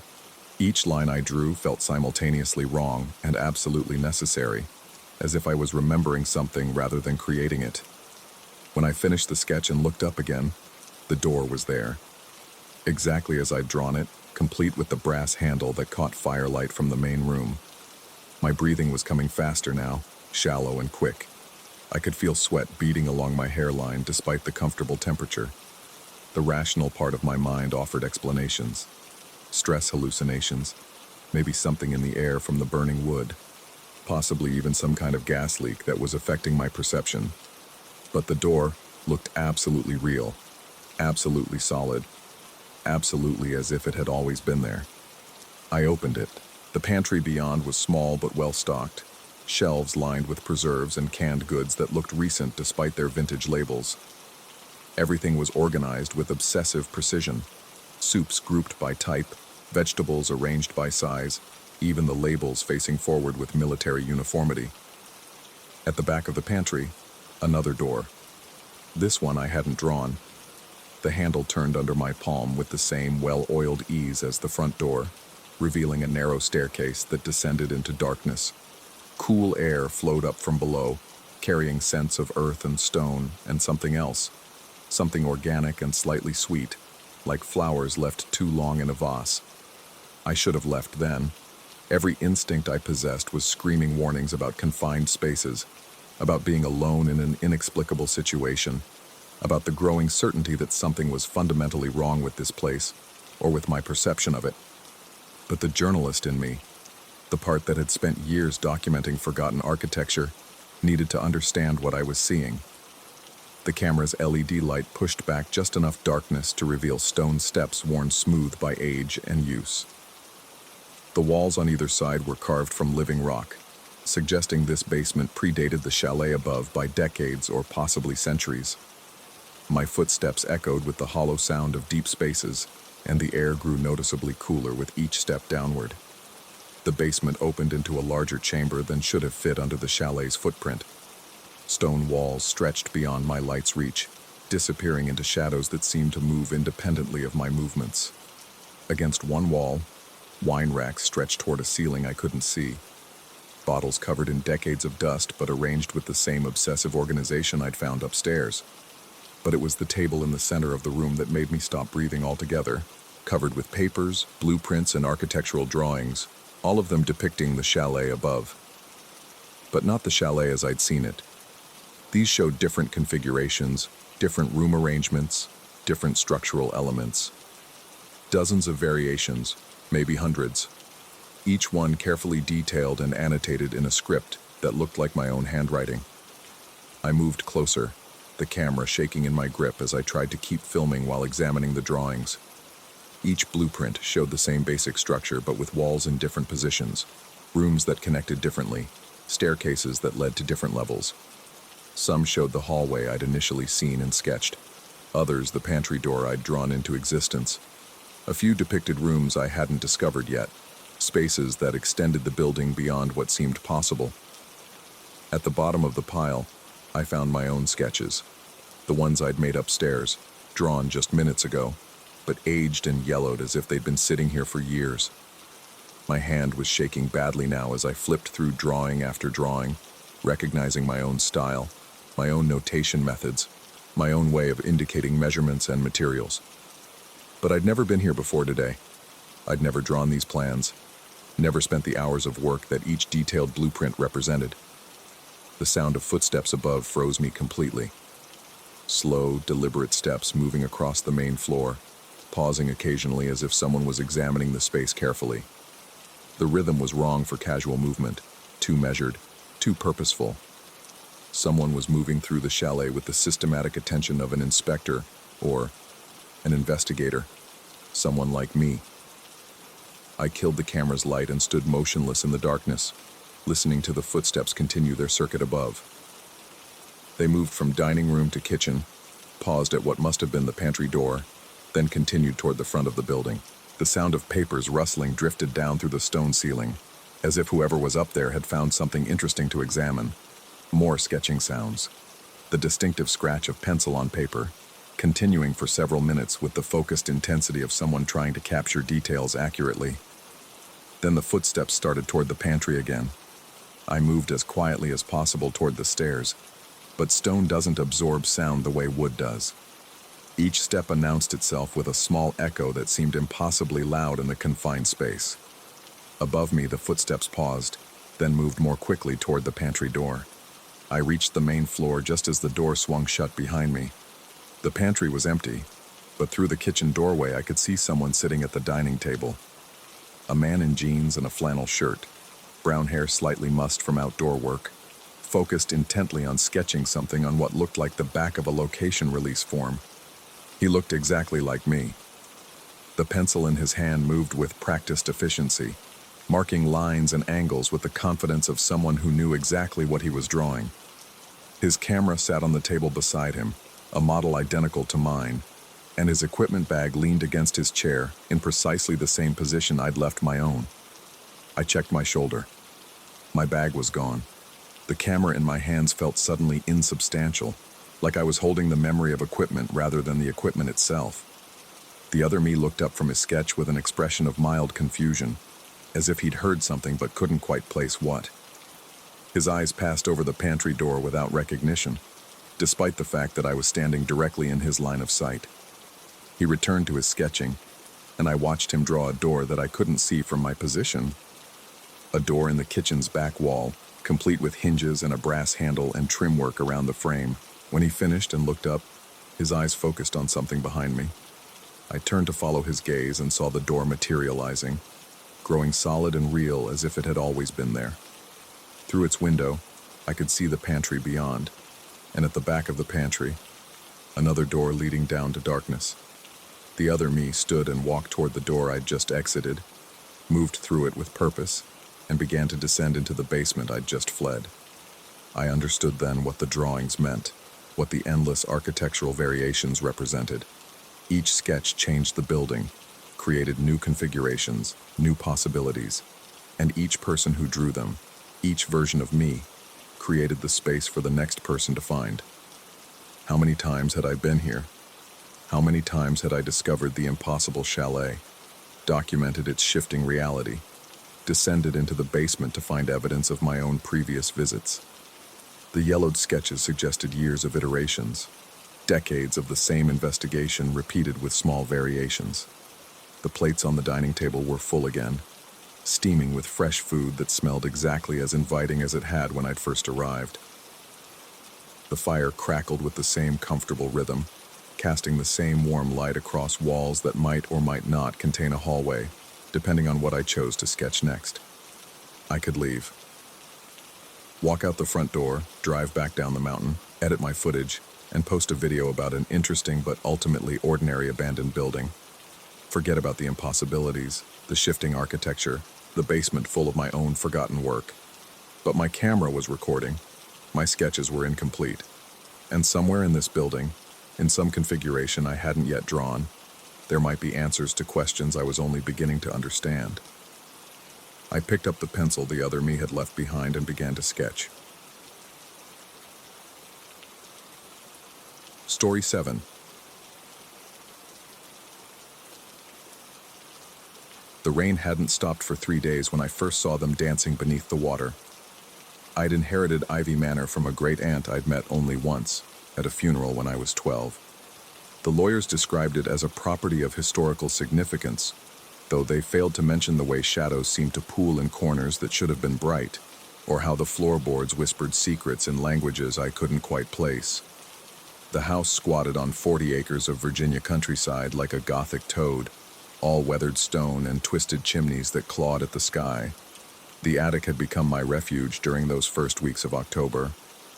From its single window, I could survey the grounds without feeling trapped within the manor's suffocating embrace.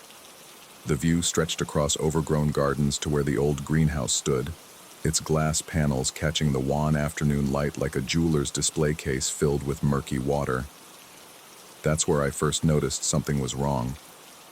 The greenhouse had flooded years ago, according to the estate manager, a nervous man named Hartwell, who spoke in hushed tones and avoided my eyes. A burst pipe during a particularly harsh winter had turned the structure into an aquarium of sorts, filled with 4 feet of stagnant water that no one had bothered to drain. Dead plants floated just beneath the surface like kelp in a forgotten tide pool, their brown tendrils creating an underwater forest of decay. But today, something moved among those drowned gardens. I pressed my face against the attic window, breath fogging the glass as I strained to see.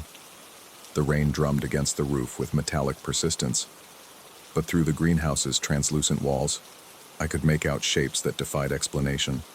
They swayed with an impossible grace, too fluid for debris, too purposeful for floating vegetation. My notebook lay open beside me, filled with sketches and observations from my first month at the manor. I'd been documenting the house's peculiarities, the way certain rooms felt colder than others, the photographs that seemed to shift when I wasn't looking directly at them, the sounds of footsteps in the hallway outside my bedroom door each night at precisely 3:17 a.m. The rational part of my mind insisted these were simply the quirks of an old house settling into itself, but rationality had become an increasingly fragile construct since my arrival. As evening approached, the first lantern appeared. It flickered to life within the greenhouse like a firefly trapped in amber, casting wavering circles of yellow light through the murky water. Then another joined it, and another, until 6 lanterns bobbed beneath the surface, their glow painting the glass walls in shades of gold and shadow. I fumbled for the flashlight I'd taken to carrying since the manor's electrical system had proven unreliable. Its beam cut through the gathering dusk, illuminating the path to the greenhouse in stark detail. Every instinct screamed against leaving the safety of the attic. But curiosity, that fatal flaw that had driven me to accept the inheritance in the first place, proved stronger than fear. The greenhouse door stood slightly ajar, its rusted hinges protesting as I pushed it open. The smell hit me immediately. Not the expected mustiness of stagnant water and decomposing plants, but something sharper, cleaner. The distinct tang of chlorine, as if someone had just shocked a swimming pool. Inside, the lanterns continued their underwater ballet, suspended in the flooded space like stars in a liquid sky. But they weren't alone. As my eyes adjusted to the dim interior, I began to distinguish other shapes moving with deliberate choreography through the submerged garden beds.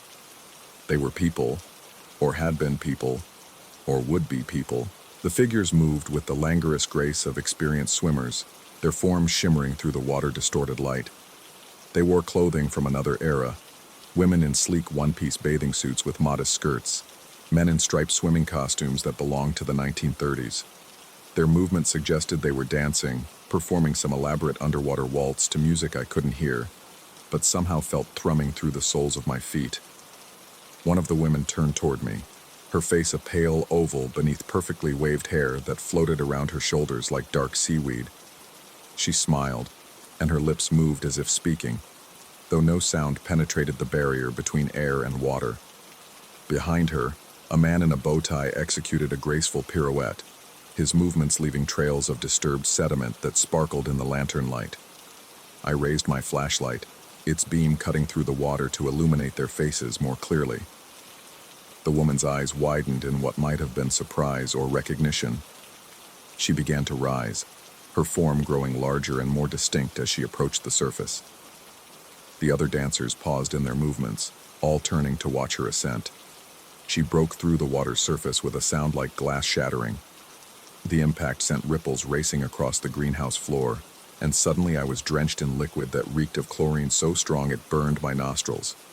My notebook, clutched in my free hand, absorbed the moisture like a sponge, its pages bloating and warping as the ink ran in blue-black rivulets. But there was no hole in the water's surface, no woman gasping for air. The greenhouse remained as it had been, 4 feet of stagnant floodwater reflecting my flashlight beam back at me like a mirror. I fled. The next morning brought doubt and the kind of rational explanations that daylight always provides. I'd been tired, overwhelmed by the stress of managing the estate. The shadows cast by floating debris had created an optical illusion, nothing more. The chlorine smell could be explained by old cleaning supplies stored somewhere in the greenhouse. The sensation of being splashed was simply rain finding its way through the building's compromised roof. But my notebook told a different story. Its pages remained warped and stained, filled with the lingering scent of pool chemicals that grew stronger rather than weaker as the day progressed. I tried to convince myself that I'd dropped it in a puddle during my panicked retreat, but the damage seemed too extensive, too specific. That afternoon, I called Hartwell to ask about the greenhouse's history. His voice grew even more hesitant than usual when I mentioned the flooding. "Been that way since before I started managing the property," he said, though something in his tone suggested there was more to the story. "Previous owner tried to have it drained once, but..." He trailed off, leaving the sentence hanging like a spider's web in the silence between us. "But what?" "Well, sir, it just filled back up. Same night they pumped it out. Happened 3 times before they gave up trying. Some problems, they say, are better left alone." After we hung up, I spent hours researching the manor's history online. Built in 1923 by railroad magnate Edmund Blackwood, it had served as a summer retreat for wealthy families throughout the 1920s and 30s. Society pages from the era showed elegant parties held on the grounds, including elaborate swimming exhibitions in what was then described as an innovative indoor pool facility. The last entry I found was from August 1934, a brief newspaper item reporting that the Blackwood family had discontinued their annual summer gatherings at Ivy Manor following an unfortunate incident during their traditional end-of-season celebration. No details were provided, but the property had remained largely vacant since then, passing through a succession of distant relatives who rarely visited. The greenhouse, I realized, had been the indoor pool. As darkness fell, I found myself drawn once again to the attic window. The lanterns appeared right on schedule, followed by the graceful forms of the swimmers. But tonight, I noticed something new. They seemed to be watching me as much as I was watching them. Their movements had become more pronounced, more obviously theatrical, as if they were performing specifically for my benefit. The woman who had risen to the surface the night before floated near the glass wall closest to the manor. Even through the distortion of water and distance, I could see her looking directly at me. She raised one arm and beckoned, the gesture both invitation and warning. I didn't approach the greenhouse that night, or the next, but the swimmers grew more insistent. Their lanterns burned brighter, their movements became more frantic. Sometimes I thought I could hear music drifting across the grounds, the distant sound of a jazz orchestra playing melodies that made my teeth ache with their beauty. By the 4th night, they had multiplied.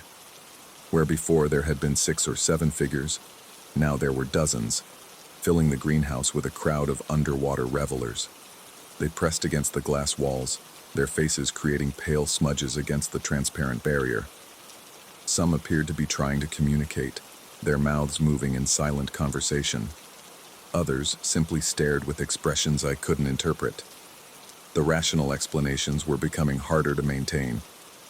I'd started sleeping during the day and spending my nights at the attic window, documenting everything I observed.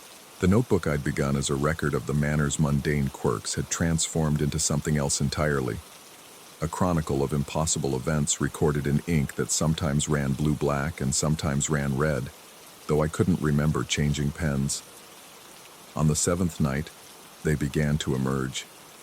It started with just one figure, a man in striped swimming trunks who seemed to step out of the water without creating so much as a ripple.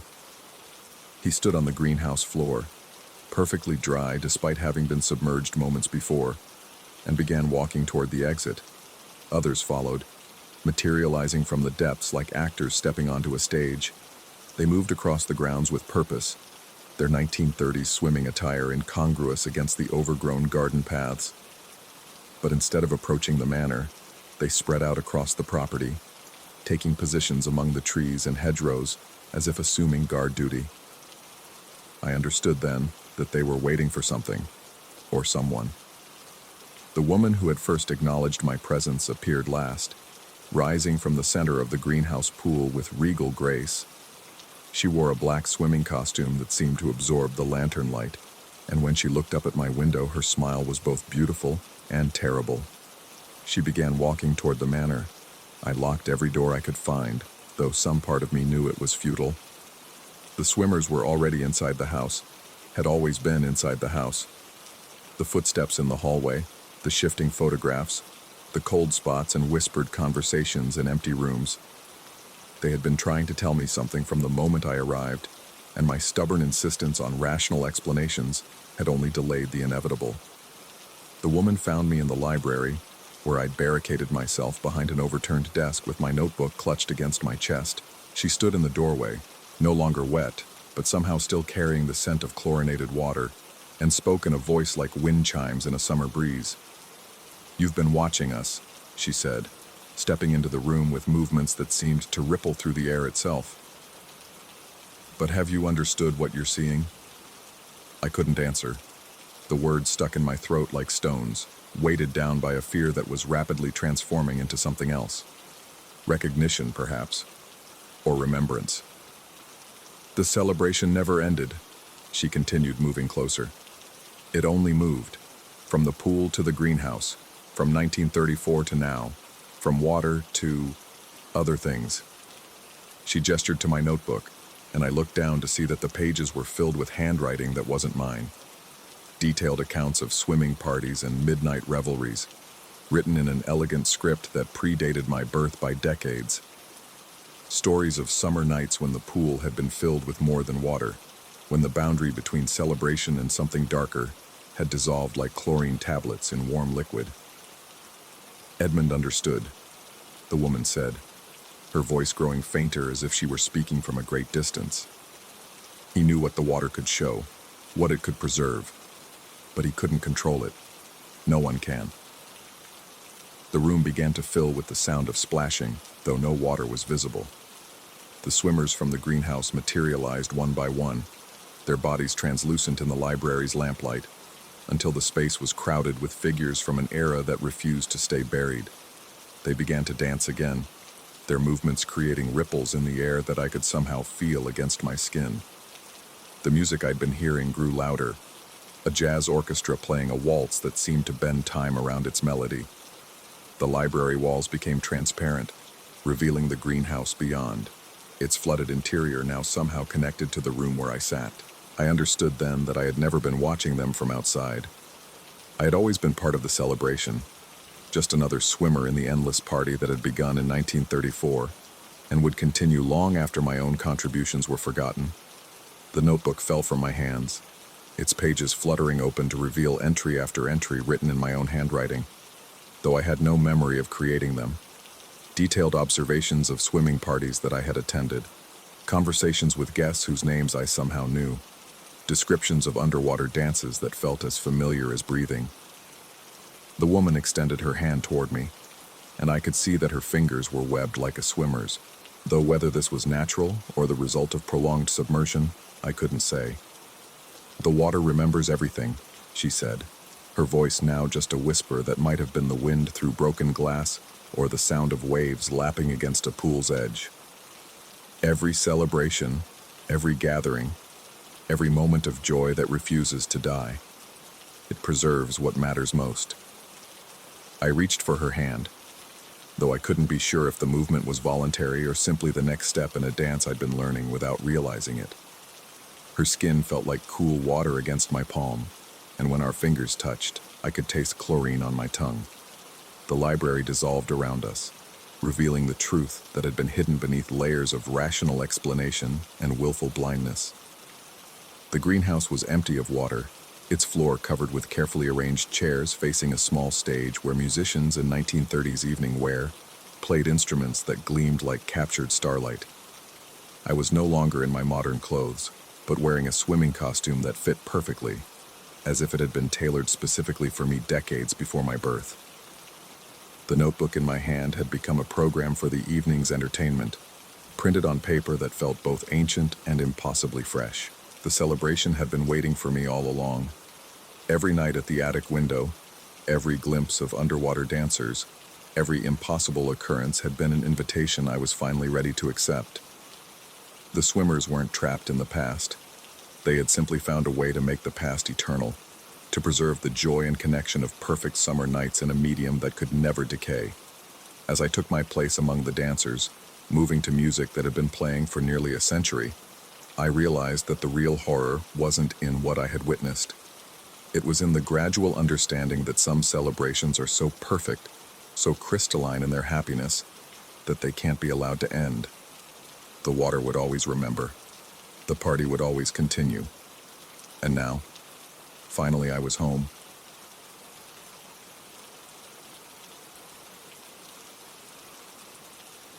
Story 8.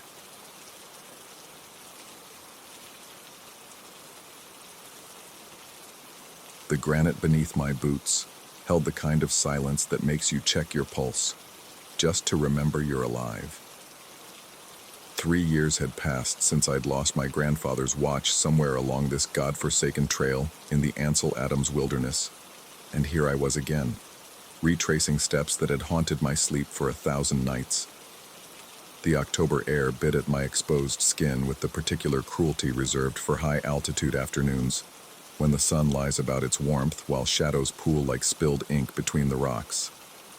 I'd convinced myself this return was about closure, about finally accepting that some things stay lost. But as I picked my way along the narrow path that skirted Devil's Canyon, I knew I was lying to myself with the same practiced ease I'd been using for 3 years. The truth was simpler and more pathetic. I needed that watch back, not for its monetary value, though a 1943 Hamilton was nothing to scoff at, but because it was the last tangible connection to a man who'd taught me that time was the only currency that mattered, and I'd been spending mine like a fool ever since. The trail markers here were few and far between, weathered wooden posts that seemed to emerge from the landscape like ancient totems. I'd been hiking for 6 hours, my internal compass guided by fragments of memory and the occasional cairn left by previous travelers. The familiar ache in my calves told me I was close to the spot where everything had gone wrong 3 years ago. Back then, I'd been showing off for a group of college friends, taking unnecessary risks on loose scree just to prove I belonged in these mountains. The watch had slipped from my wrist somewhere during a particularly stupid scramble up a rock face that any sane person would have avoided. Now, hiking alone with nothing but the steady rhythm of my breath and the distant whisper of wind through granite cracks, I felt the first stirring of unease. Not the healthy wariness that keeps you alive in the backcountry, but something deeper. Something that made the hair on my forearms stand at attention despite the afternoon heat. The feeling intensified when I reached the boulder field, where I was certain the watch had been lost. The area looked exactly as I remembered. Massive granite slabs scattered like a giant's discarded toys, creating a maze of narrow passages and hidden alcoves. But something was different. Wrong. I stood at the edge of the field, scanning the rocks for any glint of metal, when my eyes caught something that made my stomach lurch sideways. Footprints. Bare footprints pressed into a patch of sandy soil between 2 boulders. I knelt beside them, my pack hitting the ground with a dull thud that seemed to echo longer than physics should allow.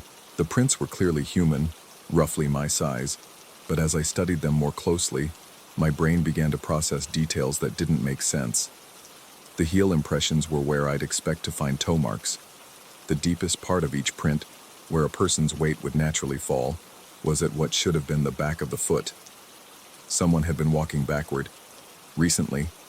I stood slowly, my knees protesting after the long hike, and followed the trail of reversed prints with my eyes.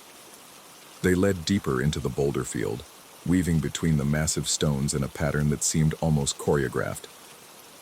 Every 20 feet or so, the prints would pause, both feet side by side, as if the walker had stopped to look at something or listen. The logical part of my brain, the part that had earned me a master's degree in geology and a reputation for methodical thinking, began constructing rational explanations. Someone playing a prank, a hiker with an unusual gait, maybe even another person searching for something they'd lost, walking backward to retrace their steps more carefully. But logic felt thin up here, stretched to breaking by the altitude and the isolation, and there was something about the prints that logic couldn't explain away. They were exactly my size, not close, not approximately, exactly.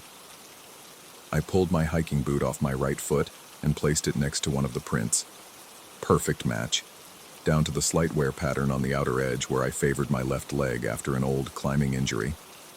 The October sun had begun its descent toward the western peaks, and shadows were growing longer, more aggressive. I should have been heading back to the trailhead, should have been thinking about the 2-hour hike to my car and the long drive back to civilization.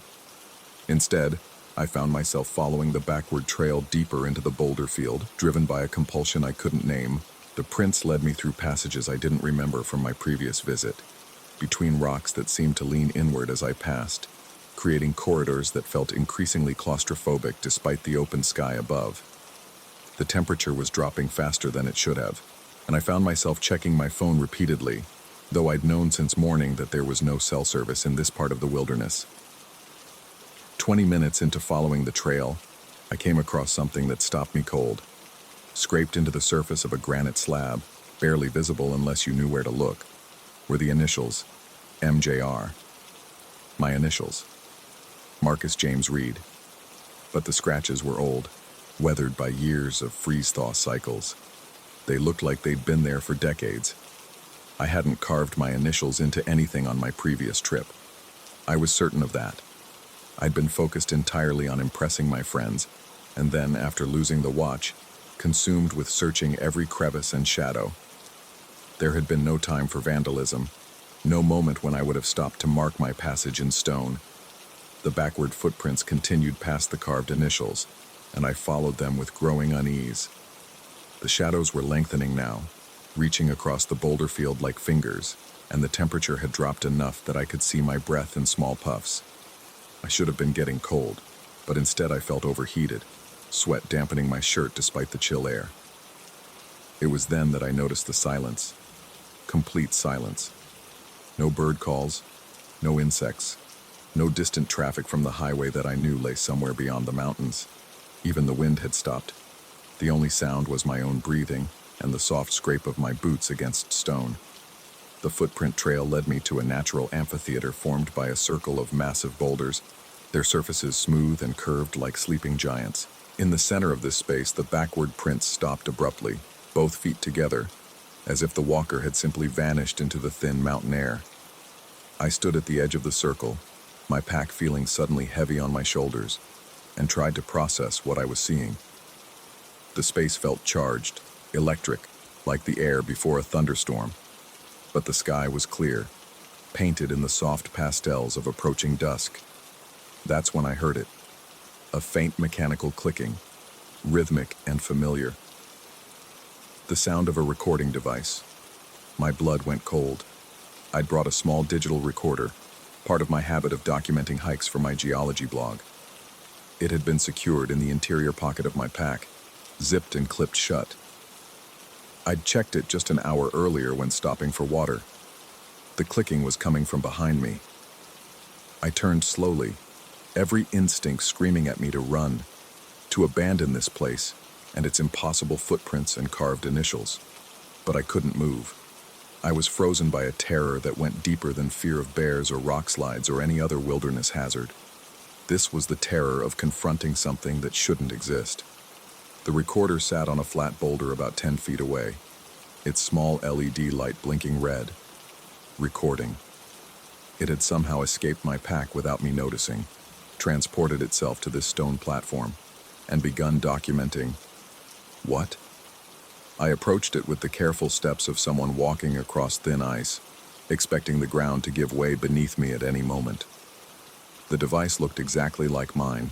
Same model, same scratches on the case, same small dent on one corner where I'd dropped it during a hike in Yosemite 2 summers earlier. But as I reached for it, my fingers trembling with cold and fear, I noticed something that made my vision blur at the edges. There was a small piece of tape on the back, labeled in my own handwriting, Ansel Adams Return, Day 1. Day 1. But this was my first day back. My only day back. The recorder continued its mechanical clicking, and I realized it wasn't recording. It was playing back. The LED wasn't the red of active recording, but the green of playback mode. And as I stood there in the gathering darkness of the Boulder Amphitheater, I began to hear voices emerging from its tiny speaker. My voice. But not just my voice as it was now, standing in this impossible place beside these backward footprints. It was my voice from moments in the future, words I hadn't spoken yet, but somehow knew I was about to speak. The footprints are mine, the recorder whispered in my own voice. They've always been mine. I've been walking backward through my own steps, following myself in an endless loop. I hadn't said those words, but as they emerged from the speaker, I felt them forming in my throat, felt the truth of them settling into my chest like a weight I'd been carrying without knowing it. The recorder continued. I lost more than a watch 3 years ago. I lost my way forward, and now I'm trapped here, retracing the same path, leaving the same signs, finding the same clues. The initials in the rock aren't from this trip or the last one. They're from every trip, carved by every version of myself that stood in this place. My mouth was moving now, forming the words that the recorder had already captured, speaking in perfect synchronization with my own voice from the device. The boundary between past and future was dissolving, and I was caught in the space between them, a prisoner of my own repetition. The watch is here. It's always been here. But every time I find it, every time I put it back on my wrist, I forget that I've found it. I forget that I've been here before. And I walk away, only to return again, following my own backward footprints in an endless spiral. The darkness was complete now, but somehow I could still see clearly, as if the stones themselves were emitting a faint phosphorescent glow, or perhaps my eyes had adjusted to something other than light, some spectrum of perception that didn't belong to the normal world. I looked down at my wrist, and there it was, my grandfather's watch, exactly where it should have been, its familiar weight against my skin. The leather strap was worn soft with age, the face scratched but still readable in the strange non-light of this place. It showed 6:47 p.m., the exact time I'd lost it 3 years ago. But I remembered putting it on this morning. I remembered checking the time repeatedly during my hike. I remembered the empty feeling on my wrist that had driven me back to these mountains. Both memories were true. Both memories were false. The recorder clicked off, its battery exhausted or its purpose fulfilled. In the sudden silence, I heard something that made my soul contract with recognition. Footsteps, approaching from the direction I'd come, following the same path I'd taken through the boulder field. But the steps were wrong. They were moving forward but sounding backward, like someone walking normally but with the audio reversed. And I knew, with the certainty of someone who'd lived this moment countless times before, that when the walker emerged into this stone amphitheater, I would see my own face, my own clothes, my own confusion, and growing terror. He would be carrying the same pack, following the same backward footprints, drawn by the same compulsion to find what he'd lost. And somewhere in his pack, a digital recorder would be waiting to capture the words he was about to speak, words that would guide the next version of himself through this same labyrinth of repetition. The footsteps grew closer, and I understood finally why the prince had been walking backward. They weren't the marks of someone retreating. They were the signs of someone who had learned to see time differently, who had accepted that in this place, cause and effect flowed in directions that had no names. I began walking backward myself now, my feet finding the prints I'd made without conscious thought, my body moving in perfect synchronization with steps I'd taken an eternity ago, and would take an eternity from now. As I walked, I began to speak, knowing that somewhere ahead of me, or behind me, or outside the concept of sequence entirely, a recorder was waiting to capture my words. "The watch is not what I lost," I heard myself saying, my voice carried away by the wind that had returned with the darkness. "Time is not linear here. Memory is not reliable, and I am not alone." The footsteps behind me had stopped, and I knew without looking that another version of myself was standing in the center of the stone circle, staring at a recorder that shouldn't exist, listening to words that hadn't been spoken yet. I continued walking backward, my feet following the ancient pattern worn into stone and soil by countless iterations of this same journey. Somewhere ahead, my car waited in a parking lot that might or might not exist. Somewhere behind, another version of myself was just beginning to understand the true nature of being lost. And on my wrist, my grandfather's watch ticked steadily forward, marking time in a place where time had forgotten how to move in straight lines. The mountains kept their secrets, and I was becoming one of them. Story 9. The highway stretched ahead like a black tongue licking at the darkness, and I should have known better than to stop. But fatigue had been clawing at my eyelids for the past hour, turning the dotted yellow lines into a hypnotic blur that threatened to pull me into the ditch. The rest area appeared suddenly in my headlights. A concrete island floating in an ocean of nothing, marked by a weathered sign that read, "Pine Grove Rest Stop," in letters so faded they seemed more suggestion than fact. I pulled off the main road, gravel crunching beneath my tires like broken teeth. The parking area was nothing more than a semicircle of cracked asphalt surrounded by towering pines that swayed in the October wind, their branches creaking with an almost human quality. No streetlights, no other cars. Just the pale wash of my headlights carving out a small sphere of visibility in the absolute darkness that pressed against the windows, like something alive and hungry. The engine's rumble died to a whisper when I shifted into park, and suddenly the silence was deafening. Not the peaceful quiet of a sleeping countryside, but something heavier. The kind of silence that makes you aware of your own heartbeat, your own breathing, the small sounds of your body that usually disappear into the background noise of living. I checked my phone. No signal. The digital clock on the dashboard read 2:47 a.m. in cold blue numerals that seemed to float in the darkness. I'd been driving for 6 hours straight, fleeing the wreckage of another failed relationship, another job that had consumed me from the inside out. The plan was simple: drive through the night, reach my brother's place by dawn, start over again. It was a plan I had executed before, would probably execute again, because starting over had become my specialty, my particular talent for avoiding the uncomfortable weight of permanence. The October air bit at my skin when I stepped out to stretch my legs. The forest around the rest area felt ancient and watchful, filled with the kind of shadows that seem to shift when you're not looking directly at them. Pine needles carpeted the ground, muffling my footsteps as I walked toward the single picnic table that sat at the edge of the light. The wood was damp with dew and cold enough to sting my palms when I leaned against it. That's when I heard them, voices drifting through the trees like smoke. Young voices, conversational and casual, completely at odds with the isolation of this place.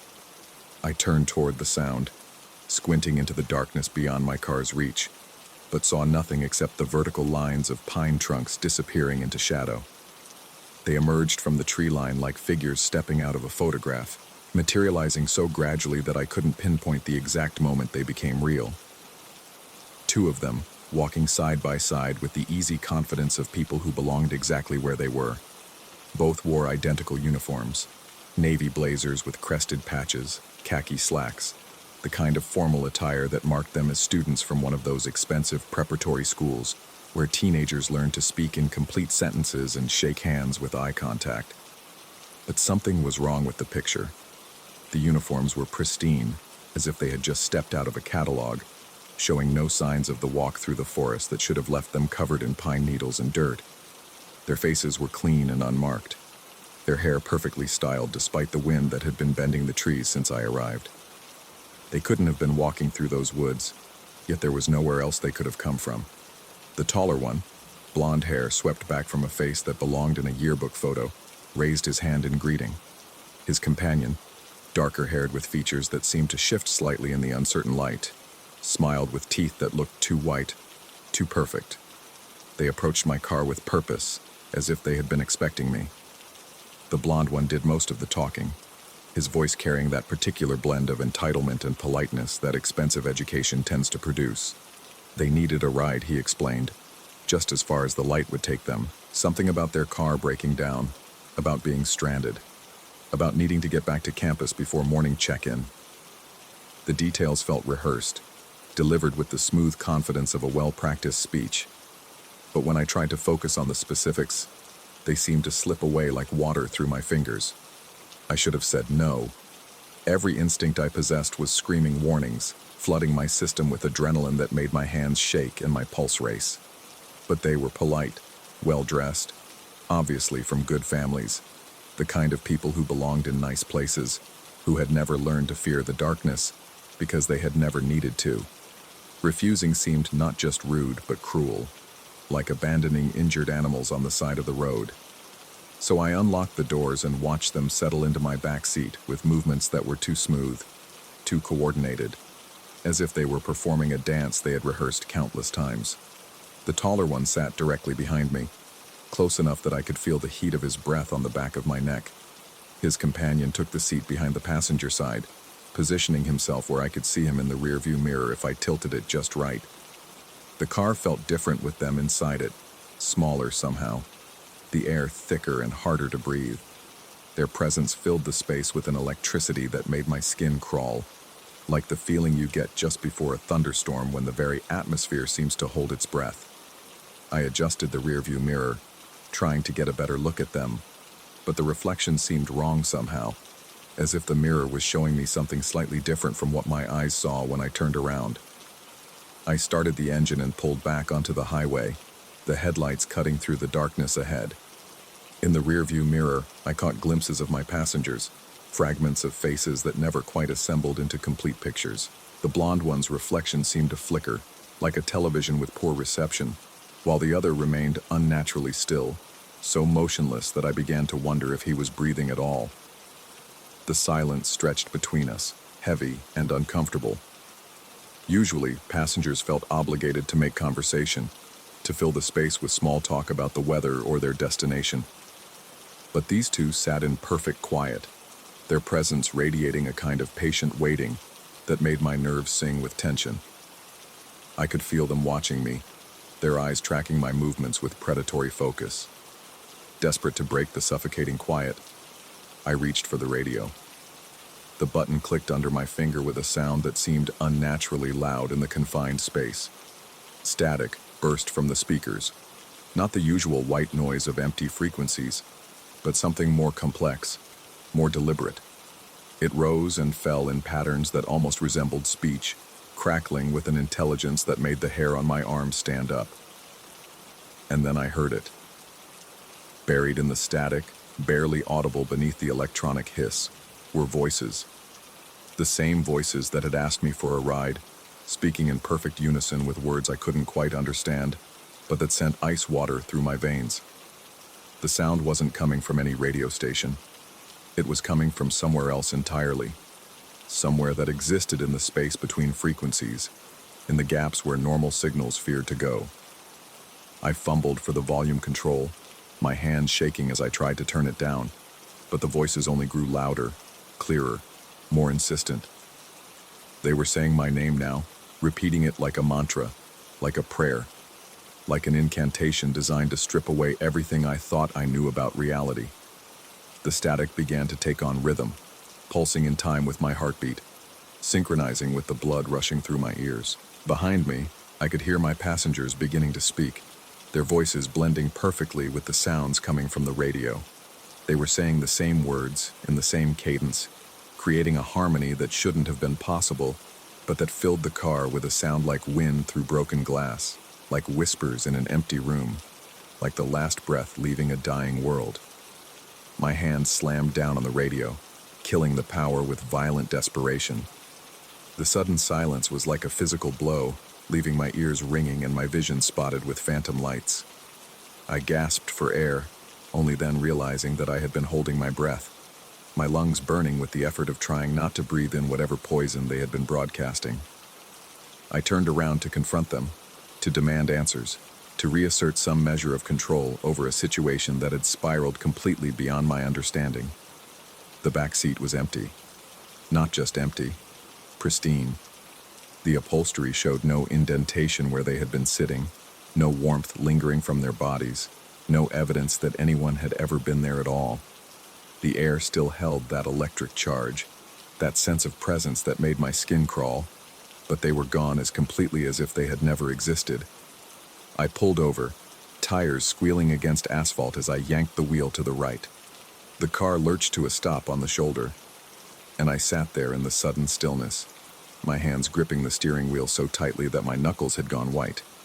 My breathing came in short, sharp gasps that fogged the windshield, and I had to fight the urge to vomit as my mind tried to process what had just happened. Maybe I had imagined it. Maybe the fatigue had been worse than I thought, causing me to hallucinate passengers who had never been there in the first place. Maybe the radio had simply picked up some strange interference, atmospheric disturbance that my exhausted brain had interpreted as something more sinister than it actually was. But then I noticed something that made my blood turn to ice water in my veins.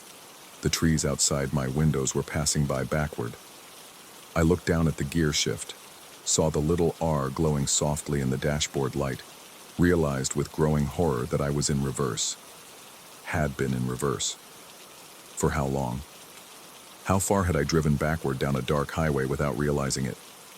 How had I not noticed the landscape moving in the wrong direction? The way the headlights should have been illuminating the road behind me instead of ahead?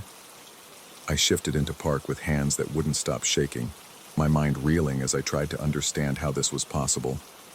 You don't accidentally drive in reverse for miles without knowing it. You don't fail to notice that the entire world is moving the wrong way around you.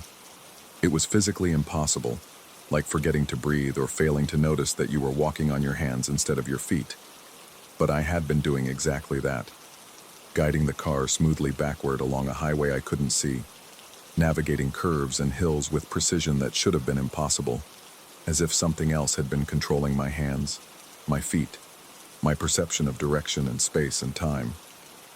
I forced myself to get out of the car, to walk around it, and confirm what my instruments were telling me. The front bumper was pointing toward the forest, the headlights casting their beam into a wall of pine trees that shouldn't have been there. Behind me, the highway stretched away into darkness, and I could see the fresh tire tracks in the dirt, where I had somehow backed off the road and onto the shoulder without hitting anything, without running into the ditch, without crashing into the trees that crowded the edge of the pavement. The tracks were perfectly straight, as if laid down by a machine rather than a human driver. They showed no sign of the erratic weaving that should have resulted from someone trying to navigate backward in the dark. Instead, they formed a precise line that spoke of inhuman control, of guidance from something that could see in directions I couldn't, that understood the landscape in ways that my limited human perception never could. I got back in the car and turned it around, my movements mechanical and deliberate, as I tried to impose some sense of normalcy on a situation that had moved completely beyond the boundaries of normal experience. The engine started without hesitation. The headlights carved their familiar cone of visibility into the darkness ahead, and for a moment I almost convinced myself that everything was returning to some semblance of sanity. But as I pulled back onto the highway, I noticed something else that shouldn't have been possible. The digital clock on the dashboard still read 2:47 a.m., exactly the same time it had shown when I first stopped at the rest area. According to the car's systems, no time had passed at all. Not for the conversation with the two figures in school uniforms, not for the drive with them in my back seat, not for the minutes I had spent in reverse traveling backward through the darkness, not for the time I had sat on the shoulder trying to understand what was happening to me. I pressed harder on the accelerator, desperate to put distance between myself and whatever was haunting that stretch of highway. The speedometer climbed past 70, past 80, the engine roaring with the effort of escape.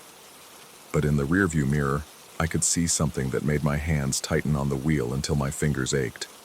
The rest area was still there, its single picnic table visible in the red glow of my taillights, growing smaller but never quite disappearing, no matter how fast I drove, No matter how many miles the odometer claimed I was covering, the Pine Grove rest stop remained stubbornly present in my mirror, as if I were driving away from it and toward it simultaneously, caught in some impossible loop that defied every law of physics and geography I had ever learned. And standing beside the picnic table, barely visible in the dying light, were two figures in dark uniforms. They weren't moving, weren't waving, weren't doing anything except watching my retreat with the patient attention of people who knew exactly where I was going and exactly when I would return. Because I would return. The certainty of it settled into my bones like a tumor, growing with each mile I traveled away from them. This wasn't over. This was just the beginning of something that had been waiting for me my entire life. Something that had finally found me alone and vulnerable on a dark highway in the middle of nowhere. The radio remained silent, but I could feel its presence like a loaded gun, waiting for the moment when I would inevitably reach for it again, when the silence would become too much to bear, and I would need to hear something, anything, even if that something was the sound of my own voice coming back to me from the spaces between the stars. The clock still read 2:47 a.m., and I was beginning to suspect it always would.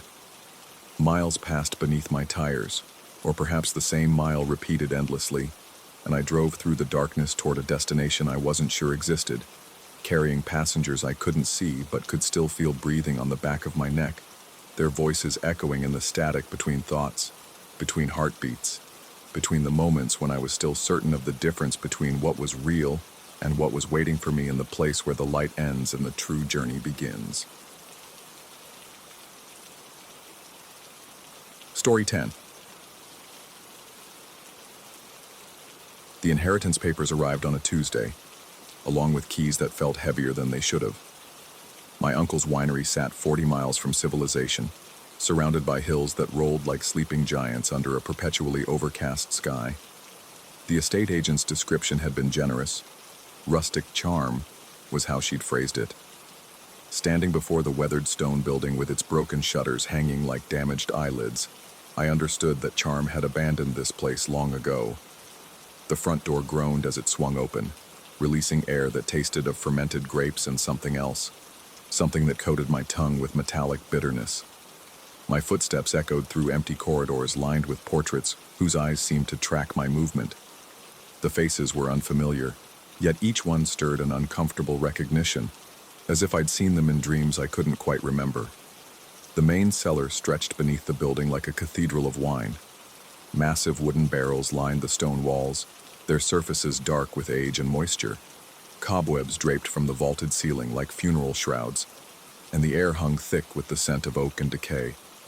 My flashlight beam cut through the darkness, revealing rows upon rows of containers that had once held my uncle's finest vintages. It was between two particularly large barrels that I found her. The porcelain doll sat upright against the stone wall, her back pressed against the cool surface as if she'd been placed there deliberately.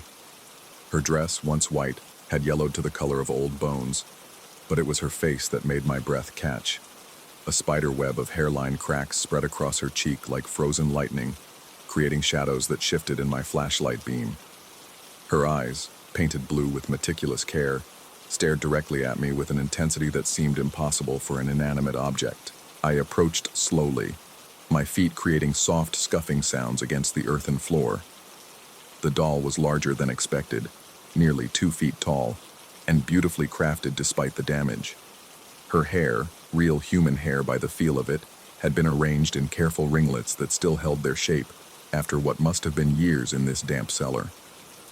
When I lifted her, she was surprisingly light, as if hollow. A gentle shake confirmed my suspicion. Something rattled inside her head. Not the typical sound of broken pottery, but liquid. A soft sloshing that reminded me of wine swirling in a glass. Setting her aside, I turned my attention to the barrels. Most were empty, their contents long since evaporated or spoiled. But one, a massive oak cask positioned directly behind where I'd found the doll, still held liquid. The brass spigot at its base gleamed as if recently polished, free of the tarnish that covered everything else in the cellar. I gripped the barrel's edge and gave it an experimental shake. The liquid inside responded with a deep, resonant slosh that seemed to echo longer than physics should have allowed. But within that echo, just at the edge of perception, I heard something else. Words, Latin words, spoken in a voice that was neither male nor female, young nor old. Descendit per gradus lapideos. He descends by stone steps. The words formed in my mind unbidden, a translation I shouldn't have known. I'd never studied Latin beyond a few phrases encountered in legal documents, yet the meaning was crystal clear. More disturbing was the accuracy. I had indeed descended stone steps to reach this cellar. I shook the barrel again, harder this time. Invenit puellam inter dolia. He finds the girl among the vessels. My hands released the barrel's edge as if burned. The echo faded into silence, leaving only the sound of my own ragged breathing. I stared at the doll, at her cracked face and knowing eyes, and felt the first cold tendril of fear wrap around my spine. The rational part of my mind searched for explanations. Old pipes carrying sound from elsewhere in the building. The acoustics of the cellar creating auditory illusions. Stress and fatigue manifesting as hallucinations after the long drive and emotional weight of dealing with my uncle's estate. But rationality felt thin in this place, like morning mist before a harsh sun. I decided to test the phenomenon systematically, approaching it like the engineering problems I solved in my day job. If I could understand it, I could control it. If I could control it, I wouldn't need to fear it. The next shake produced different words. Audet experiri quod non debet. He dares to test what he should not. A chill ran down my arms. The voice seemed closer now, emanating not just from the barrel but from the walls themselves. I glanced around the cellar, suddenly aware of how the shadows seemed to move independently of my flashlight beam. The portraits upstairs had prepared me for the sensation of being watched, but here it felt more immediate, more intimate. I forced myself to continue the experiment. Each movement of the barrel produced new Latin phrases, each one describing my actions with unsettling precision. When I walked to the far end of the cellar, ambulat ad terminum cavernae. When I examined the wine racks, inspicit loculos vacuos. When I touched the stone walls, tangit parietes antiquos. The voice never wavered, never showed emotion. It simply narrated my movements with the detached precision of a court reporter documenting proceedings. But the accumulation of these observations created a weight in my chest, a growing certainty that something was recording my every action for reasons I couldn't fathom. Hours passed. The battery in my flashlight began to dim, casting weaker circles of light that made the shadows seem more aggressive. I should have left. Should have returned to my hotel room and come back in daylight with proper equipment and maybe another person for company. Instead, I found myself drawn deeper into the mystery. The wine rack held a dozen bottles of my uncle's final vintage, their labels reading Estate Reserve 1987 in elegant script. The glass was thick and dark, making it impossible to see the liquid within. I selected one bottle and worked the cork free with a tool I'd found among the winery equipment. The wine poured like liquid midnight, so dark it absorbed light rather than reflecting it. Its aroma was complex, leather and tobacco, and something floral that I couldn't identify. When I raised the glass to my lips, the first sip flooded my mouth with flavors that seemed to tell stories. Rich fruit gave way to earth and mineral notes, but underneath it all was something else, something that tasted like memory itself. I took another sip, then another. With each taste, the cellar seemed to shift around me. Colors became more vivid despite the dim light. Sounds grew sharper, more distinct. Even the air felt different against my skin, charged with an electricity that made my hair stand on end. It was then that I noticed the wine in my glass beginning to evaporate. Not quickly, not dramatically, but with the slow persistence of morning dew under a rising sun. Tiny wisps of vapor rose from the surface, carrying with them the complex aromatics of the vintage. I watched, mesmerized, as the level in my glass dropped incrementally with each evaporated molecule, and the doll's eyes began to glow. Not with light, but with something deeper. A warmth that seemed to emanate from behind the painted irises, as if someone had lit a candle inside her hollow head. The cracks in her porcelain face caught this inner radiance, creating a pattern of luminous veins that pulsed in rhythm with my own heartbeat. I set down the wine glass and approached her slowly. Up close, I could see moisture condensing on the inside of her eyes, the same moisture that had evaporated from my glass. The liquid moved with purpose, swirling in patterns that hypnotized and disturbed in equal measure. By Barry Memorias. The voice came from everywhere and nowhere, drinking memories. I jerked back, nearly stumbling over my own feet. The Latin phrase echoed in the confined space, repeating until the words lost meaning and became pure sound. But I understood its implications. The wine wasn't just evaporating, it was being transferred, carrying with it something more than mere liquid. My memories. The realization hit me like ice water. Each sip of wine had felt familiar not because of its taste, but because it contained pieces of my own experience. Fragments of conversations, glimpses of faces, the emotional weight of moments I'd thought forgotten. The doll wasn't just collecting the evaporated wine, she was distilling the essence of my consciousness. I grabbed the glass and drained it in one desperate gulp, hoping to reclaim what had been taken. The wine burned my throat, thick and viscous as if it had been aging inside my own memories. But instead of satisfaction, I felt only a deeper sense of loss. The liquid was different now, changed by its brief imprisonment in porcelain and painted eyes. The barrel began sloshing without any movement from me. The sound grew rhythmic, hypnotic, like a massive heartbeat echoing through the stone chamber. With each pulse, new Latin phrases filled the air. Quod semel exhalatum, numquam reddit. What once exhaled never returns. Memoria in vitro carcerum facit. Memory in glass makes a prison. Puella novit quae fuerat, quae est quae erit. The girl knows what was, what is, what will be. I backed toward the cellar stairs, but found my feet reluctant to obey. The doll held my gaze with her luminous eyes, and I felt the last fragments of the wine evaporating from my system. But instead of leaving my body entirely, the vapor seemed to linger in the air around me, creating a visible trail that connected my breath to her waiting face. More bottles appeared on the wine rack, bottles that hadn't been there moments before.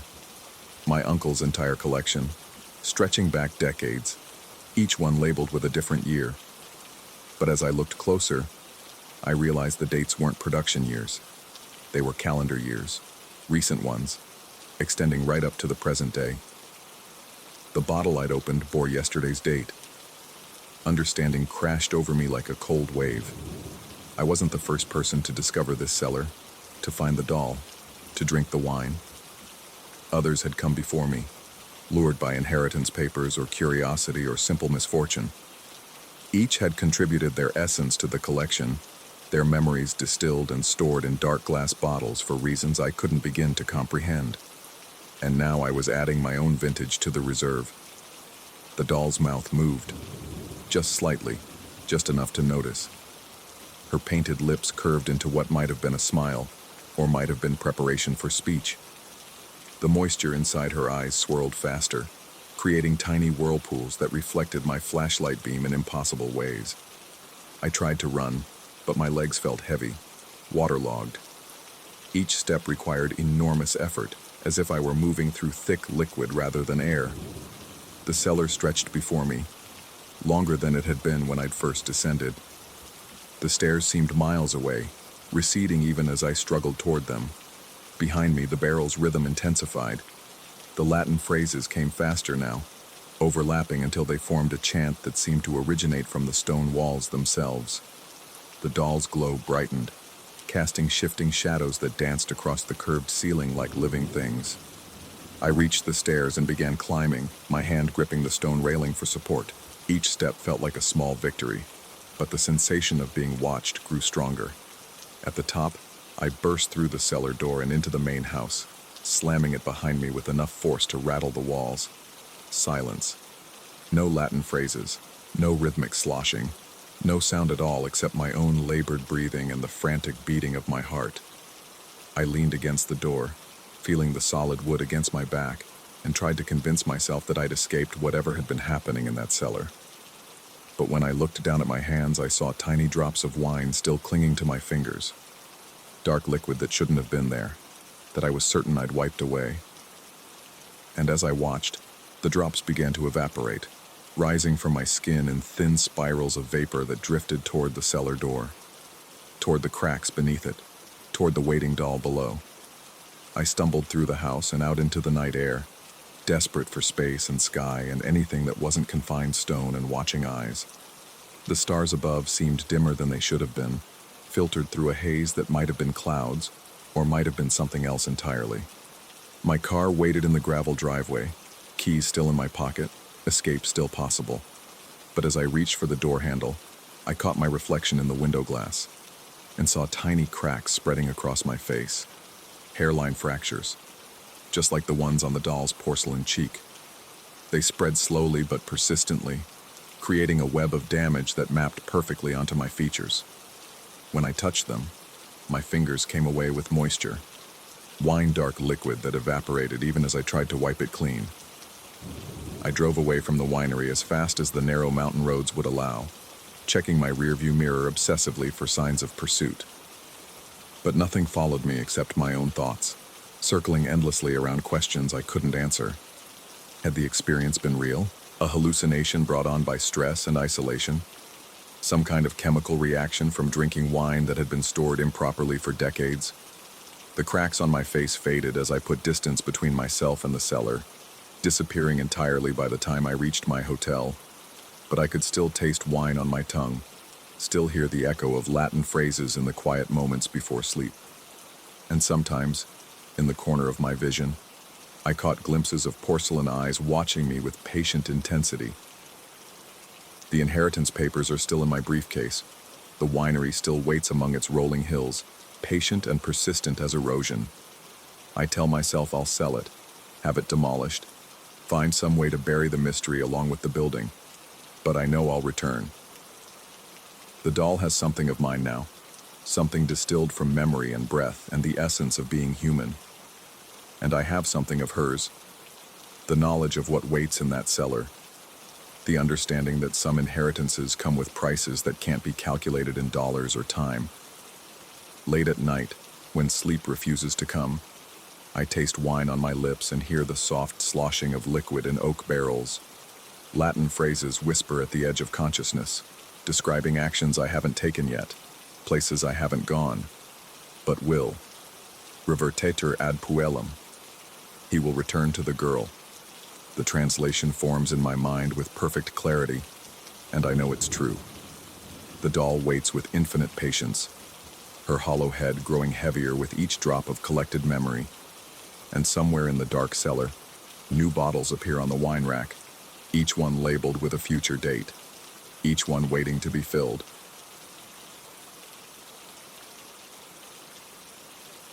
Story 11.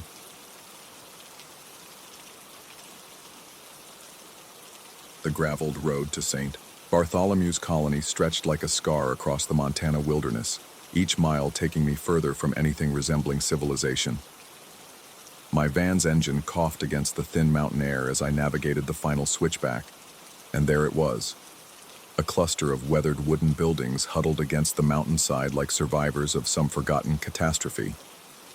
The colony appeared abandoned at first glance. Paint peeled from the chapel's white facade in long, curling strips, and weeds pushed through cracks in the courtyard's flagstones. Only the thin ribbon of smoke rising from the rectory's chimney suggested any human presence at all. I parked beside a rusted water pump and stepped out into the oppressive silence. Brother Marcus emerged from the rectory before I could knock, a gaunt man with hollow cheeks and eyes that seemed to look through me rather than at me. His handshake felt like grasping dry kindling. "Mr. Hayes," he said, his voice barely above a whisper, "thank you for coming so far. We weren't certain anyone would accept the commission." I hefted my toolbox and followed him toward the chapel. "Your message mentioned the organ was built in 1847. That makes it worth the trip, regardless of its condition." "Yes, well." Marcus paused at the chapel door, his fingers worrying the iron key. "It hasn't been played in some time. The last of our congregation departed 6 months ago. Only myself and Brother Thomas remain now." The chapel's interior struck me like a physical blow. Dust motes danced in shafts of colored light from the stained glass windows, and the air tasted of decades of incense and neglect. But it was the organ that dominated the space, a magnificent instrument with 3 manual keyboards and dozens of wooden pipes rising toward the vaulted ceiling like the ribcage of some great beast. I set down my tools and approached the console, running my fingers along the yellowed ivory keys, several depressed with no sound. The action was completely seized. When was it last maintained? Brother Theodore tended to it until his passing 3 years ago. Since then, Marcus spread his hands helplessly. None of us possessed his knowledge. I opened my leather journal and began noting the obvious problems: seized action, corroded pipework, what appeared to be significant wind leakage. The restoration would take weeks, possibly months. I'll need to stay on site. The nearest motel is over an hour away. Of course, Brother Thomas has prepared the guest quarters. You'll find them adequate. Something in his tone made me look up, but Marcus was already walking away, his footsteps echoing in the empty nave. The guest quarters occupied the second floor of a narrow building behind the chapel. The room was spartanly furnished: a narrow bed, a wooden desk, a single window overlooking the courtyard. But it was clean, and the radiator worked, which was more than I'd expected. I spent the remainder of that first day assessing the organ's condition. The instrument was indeed magnificent, German craftsmanship from the mid-19th century, with tone qualities that would be impossible to replicate today. But the damage was extensive. Leather pneumatics had cracked and hardened, metal pipes showed signs of corrosion, and decades of mountain dampness had warped several wooden components beyond repair. As evening approached, I found myself alone in the chapel. Marcus and Thomas had vanished after providing a simple dinner, offering no explanation for their absence. The building's acoustics fascinated me. Even my footsteps seemed to linger in the air longer than they should. I pulled out my journal and began planning the restoration sequence, noting which hymns I would use to test each rank of pipes as I brought them back to life. The first hymn would be "Holy, Holy, Holy," a simple melody that would test the principal stops. Then, "Come, Thou Fount," perfect for evaluating the flute work. I filled 3 pages with detailed notes, cross-referencing pipe measurements with the original German documentation I'd found tucked behind the console. Darkness fell while I worked, and I finally switched on my LED flashlight when the natural light became insufficient. The beam cut through the chapel's gloom, illuminating dust and shadows in equal measure. I was just closing my journal when I heard it. Singing. The voices seemed to come from just beyond the chapel's main doors, a full congregation singing "Holy, Holy, Holy" in perfect 4-part harmony. The melody rose and fell with practiced precision, each voice distinct yet blending seamlessly with the others. I could hear individual vibrato in the soprano line, the rich resonance of the bass voices, the way the tenors ornament the final phrase. But that was impossible. Marcus had said the congregation was gone. I called out, but received no response. The singing continued, now transitioning into "Come, Thou Fount," the second hymn on my list. My hands trembled as I approached the heavy wooden doors and pressed my ear against them. The voices were definitely coming from the other side, clear as if I were standing among the singers. I grasped the iron handles and pulled. The doors opened onto an empty courtyard bathed in moonlight. The singing stopped instantly, as if someone had thrown a switch. No retreating footsteps, no rustle of clothing, no evidence that anyone had been there at all. Even the night sounds of the mountain, wind through trees, the distant call of an owl, seemed muted, as if the world itself were holding its breath. I stepped outside, my flashlight beam sweeping across the flagstones. Nothing. No signs of disturbance, no indication that dozens of people had been gathered here moments before. The silence pressed against my eardrums like a physical weight. Back in my quarters, I tried to rationalize what I'd heard. Sound could carry strangely in mountain terrain. Perhaps there was another religious community nearby, their evening service somehow echoing off the rock formations. But that didn't explain how they had known the exact hymns I'd listed in my journal. or why the singing had stopped so abruptly when I opened the doors. I lay in bed listening to the building settle around me. Old wood creaked and whispered in the darkness, and more than once I thought I heard footsteps in the corridor outside my room. But whenever I turned on my flashlight to investigate, I found only empty hallway stretching toward the stairs. Sleep, when it finally came, brought dreams of empty pews filled with shifting shadows. The next several days fell into a routine.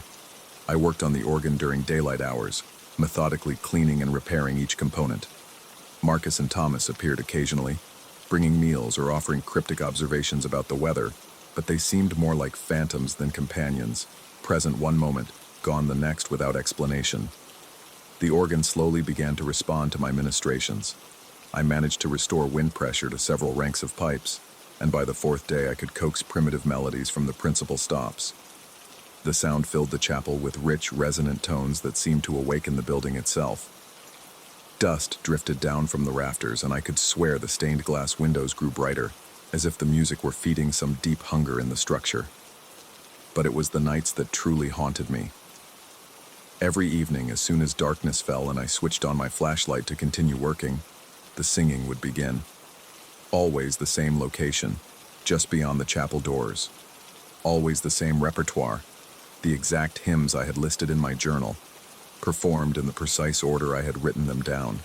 The voices never deviated from my planned sequence, even when I deliberately altered my notes during the day. I began experimenting. One evening I added "A Mighty Fortress" to my list, writing it in the margin of my journal page. That night, the invisible congregation sang it perfectly, complete with the traditional German harmonization I had specified in my notes. When I crossed out "Come, thou fount," and replaced it with "When I survey the wondrous cross," the singers adjusted their repertoire accordingly. They were reading my journal. Somehow, impossibly, they knew exactly what I had written before I had even played a single note. I started keeping the journal with me at all times, but it made no difference. The singers always knew. They anticipated every change, every addition, every modification to my planned testing sequence.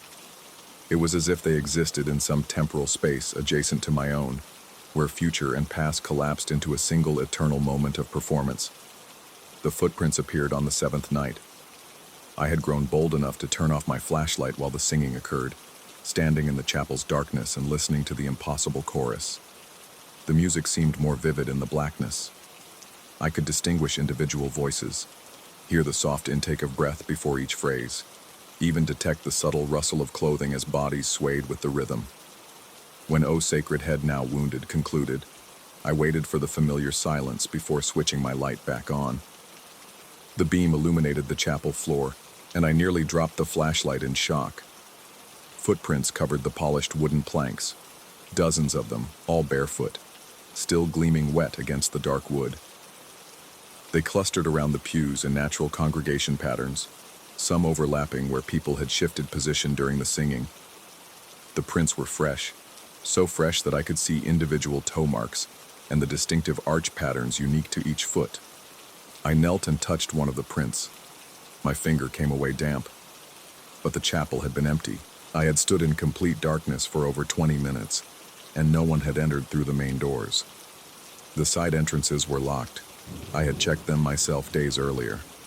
The prints simply couldn't exist, yet here they were, undeniable evidence that something had been in the chapel with me. I followed the trail of footprints to the front of the chapel, where they clustered around the organ console. Several sets of prints suggested that people had stood directly behind the bench where I worked each day, watching over my shoulder as I made repairs. The thought sent a chill through me that had nothing to do with the mountain air. By morning, the prints had vanished without a trace. I confronted Marcus at breakfast, demanding an explanation. He listened to my account with the same hollow expression he wore for everything, occasionally nodding as if my words confirmed something he already knew. "The faithful do not abandon their devotions merely because their bodies have found rest," he said finally. "This has always been a place of worship. Perhaps some echoes linger." "Echoes don't leave footprints," I replied. Marcus shrugged and returned to his porridge. "The mountain plays strange tricks with sound and shadow. Brother Theodore used to speak of similar phenomena. What happened to Brother Theodore? He completed his service to God. Marcus stood and cleared his bowl, as we all must, in time. That afternoon, I attempted to research the colony's history, but found precious little information. St. Bartholomew's had been established in 1847 by a splinter group from a German religious sect, dedicated to what they called perpetual devotion, continuous worship and contemplation removed from worldly distractions. The original congregation had numbered nearly 200 souls, but membership had dwindled steadily over the decades as the outside world encroached upon their isolation. What disturbed me was a newspaper clipping I found tucked into one of the theological texts in the rectory library. The article, dated 6 months earlier, reported the mysterious disappearance of the colony's remaining 63 residents. Local authorities had found the buildings empty, meals still warm on tables, no signs of struggle or forced departure. The article quoted Sheriff Brennan describing it as, like they all just got up and walked into the wilderness. But Marcus had said the congregation departed, past tense, suggesting a planned exodus. He hadn't mentioned anything about disappearances or investigations. I found Marcus in the vegetable garden behind the rectory, tending to rows of withered plants that clearly hadn't been watered in weeks. When I showed him the newspaper clipping, his face revealed nothing. The secular authorities rarely understand the nature of spiritual calling, he said without looking up from the dead tomato vines. Brother Thomas and I remained to maintain the sacred space until its purpose could be fulfilled.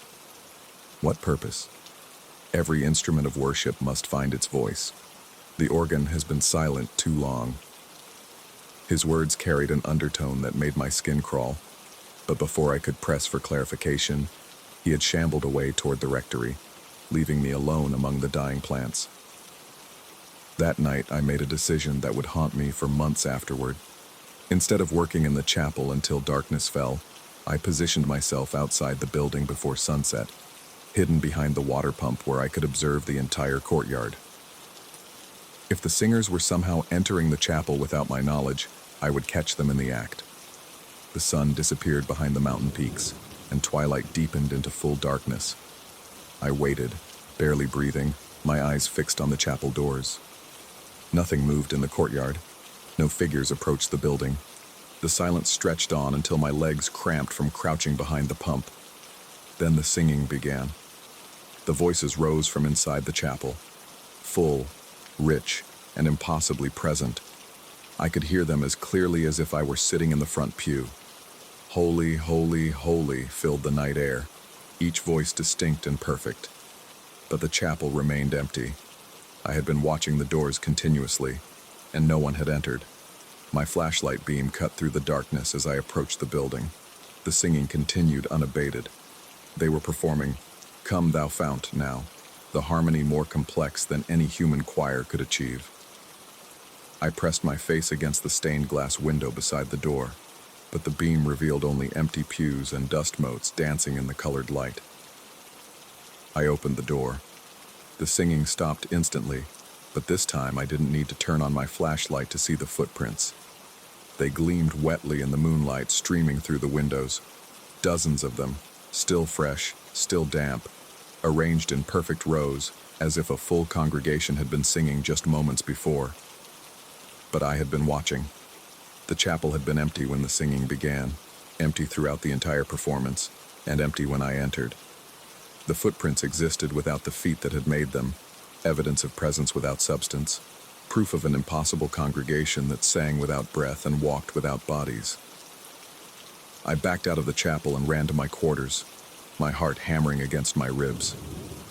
The journal lay open on my desk, and in the margin beside, "Come Thou Fount," someone had written in spidery handwriting. "Beautifully done.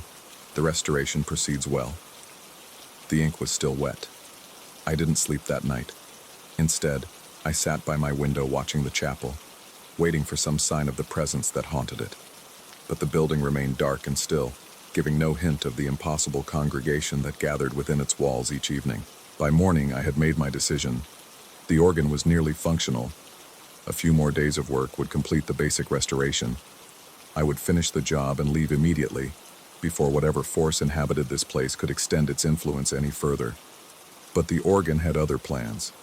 As I worked that final day, bringing the last rank of pipes back to life, the instrument seemed to respond with more than mere mechanical obedience.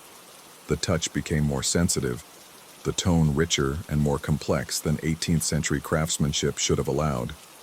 When I tested the full registration, the sound that filled the chapel was nothing short of magnificent, layer upon layer of harmony that seemed to draw resonance from the very stones of the building. I found myself playing longer than necessary, exploring the organ's newly restored voice. The music seemed to flow through my fingers without conscious effort, as if the instrument itself were guiding the performance.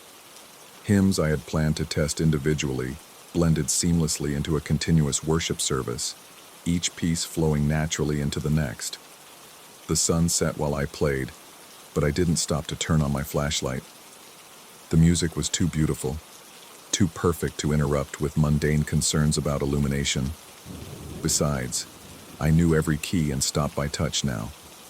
I could play in complete darkness if necessary. It was only when I finally lifted my hands from the keyboard that I realized I was no longer alone. The singing began immediately, picking up the melody exactly where I had left off. But this time it came from inside the chapel, all around me, as if I were sitting in the center of a vast choir. Individual voices surrounded me on every side, some so close I could feel the warmth of breath against my neck. The harmony was impossibly complex, with more vocal parts than any human choir could manage. I sat frozen at the organ bench, afraid to move, afraid to breathe, afraid to acknowledge what was happening around me. The singers continued their performance, and gradually I became aware of other sounds. The rustle of clothing, the soft shuffling of feet, the occasional cough or whispered "Amen." The chapel was full of worshippers who cast no shadows and reflected no light. When the hymn concluded, a voice spoke directly behind me, a man's voice, warm and familiar, despite being impossible. "Thank you, Brother Hayes. Theodore would have been pleased." I spun around, but my flashlight beam revealed only empty pews. The voice had been close enough that I should have been able to touch the speaker, but nothing stood behind the organ bench except dust and shadow. "Who are you?" I whispered to the darkness. "The faithful," came the reply, though I couldn't pinpoint its source. "We have been waiting for the music to return." "You're dead." The words escaped before I could stop them. Laughter rippled through the chapel, not malicious, but genuinely amused. "Death is merely another form of devotion, Brother Hayes.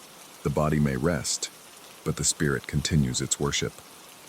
I fumbled for my journal, desperate for some anchor to reality. The pages fell open to my restoration notes, but new writing covered the margins, dozens of different hands thanking me for my work, commenting on specific repairs, offering suggestions for future maintenance, all in fresh ink that gleamed wetly in my flashlight beam. "You've been watching me work," I managed. "We have been learning," the voice replied. "The organ must be played properly, with full understanding of its sacred purpose. You have taught us much." The implications struck me like a physical blow. They weren't just observers, they were students, learning from my techniques, absorbing my knowledge. "But why?" "Brother Thomas tells us you plan to leave tomorrow," the voice continued. "This troubles us greatly. I've completed the restoration. My work here is finished." "No, Brother Hayes, your work here has only just begun." The temperature in the chapel seemed to drop 20 degrees. My breath misted in the suddenly frigid air, and frost began forming on the metal pipes of the organ. The voice, when it spoke again, carried a note of profound sadness. "The faithful require leadership in their devotions. We have waited so long for someone with your gifts, your understanding of the sacred music. You cannot abandon us now." I stood from the organ bench, backing toward the main doors. "I'm leaving in the morning. The organ is functional, that's what you hired me for." "We hired you for much more than mere mechanical repair," the voice said. And now other voices joined it, dozens of them, all speaking in unison. "We hired you to complete our congregation." The chapel doors slammed shut behind me with a sound like thunder. I grabbed the handles and pulled, but they wouldn't budge. The metal felt ice cold against my palms, and when I shone my flashlight on them, I could see frost spreading across the iron hinges. "Let me out!" I shouted, but my voice seemed to disappear into the vastness of the chapel without producing any echo. "Play for us, Brother Hayes," the unified voice commanded. "Take your place at the console and lead us in worship." I pressed my back against the locked doors and swept my flashlight across the chapel. The beam revealed nothing but empty pews and shadows, yet I could feel their presence everywhere. Watching, waiting, hoping. The invisible congregation filled every corner of the space, their anticipation so thick I could almost taste it. "I won't," I whispered. The organ began playing by itself. The melody was "Holy, Holy, Holy," the first hymn on my original list, but the performance was flawless in a way that transcended human capability. Every note rang with perfect pitch and timing, the registration changes occurring with supernatural precision. The music filled the chapel with such beauty that it brought tears to my eyes despite my terror. The singing began on the second verse, hundreds of voices joining in perfect harmony. The sound was overwhelming, not loud, but incredibly dense, as if every person who had ever worshipped in this chapel across its century and a half of existence were present and contributing their voice to the performance. And gradually, involuntarily, I found myself moving toward the organ console. The music was too beautiful to resist. Each step felt natural, inevitable, as if I were simply returning to my proper place in the sacred order. The bench welcomed me like an old friend, and my hands found the keys without conscious thought. I was playing now, adding my own voice to the impossible chorus, and the rightness of it was overwhelming. This was why I had come. Not to repair a broken instrument, but to complete a broken congregation. The faithful had been waiting, not for months or years, but for decades, for someone who could bridge the gap between their eternal devotion and the mechanical requirements of worship. They needed a living musician to give voice to their praise, just as they offered their spectral presence to give meaning to the music. The arrangement was perfect, symbiotic, beautiful. I played through the entire service, each hymn flowing seamlessly into the next. The congregation sang with increasing joy, their voices blending with mine in harmonies that human voices could never achieve alone. Time ceased to have meaning. We might have been playing for minutes or hours or days. All that mattered was the music and the perfect unity it created between the living and the dead. When the final hymn concluded, the chapel fell silent. I sat at the console in the darkness, my hands still resting on the keys, waiting for instruction about what came next. "Welcome, Brother Hayes," the familiar voice said. "We are complete now." The temperature began to return to normal, and I could hear the chapel doors opening behind me. Fresh mountain air swept through the building, carrying away the accumulated weight of impossible presence. When I turned around, the pews were empty again, the footprints gone, the oppressive atmosphere lifted, but something fundamental had changed. I could feel it in the way the organ responded to my touch, in the quality of sound that emerged from the pipes, in the subtle shift in the chapel's acoustics. The instrument was no longer merely functional.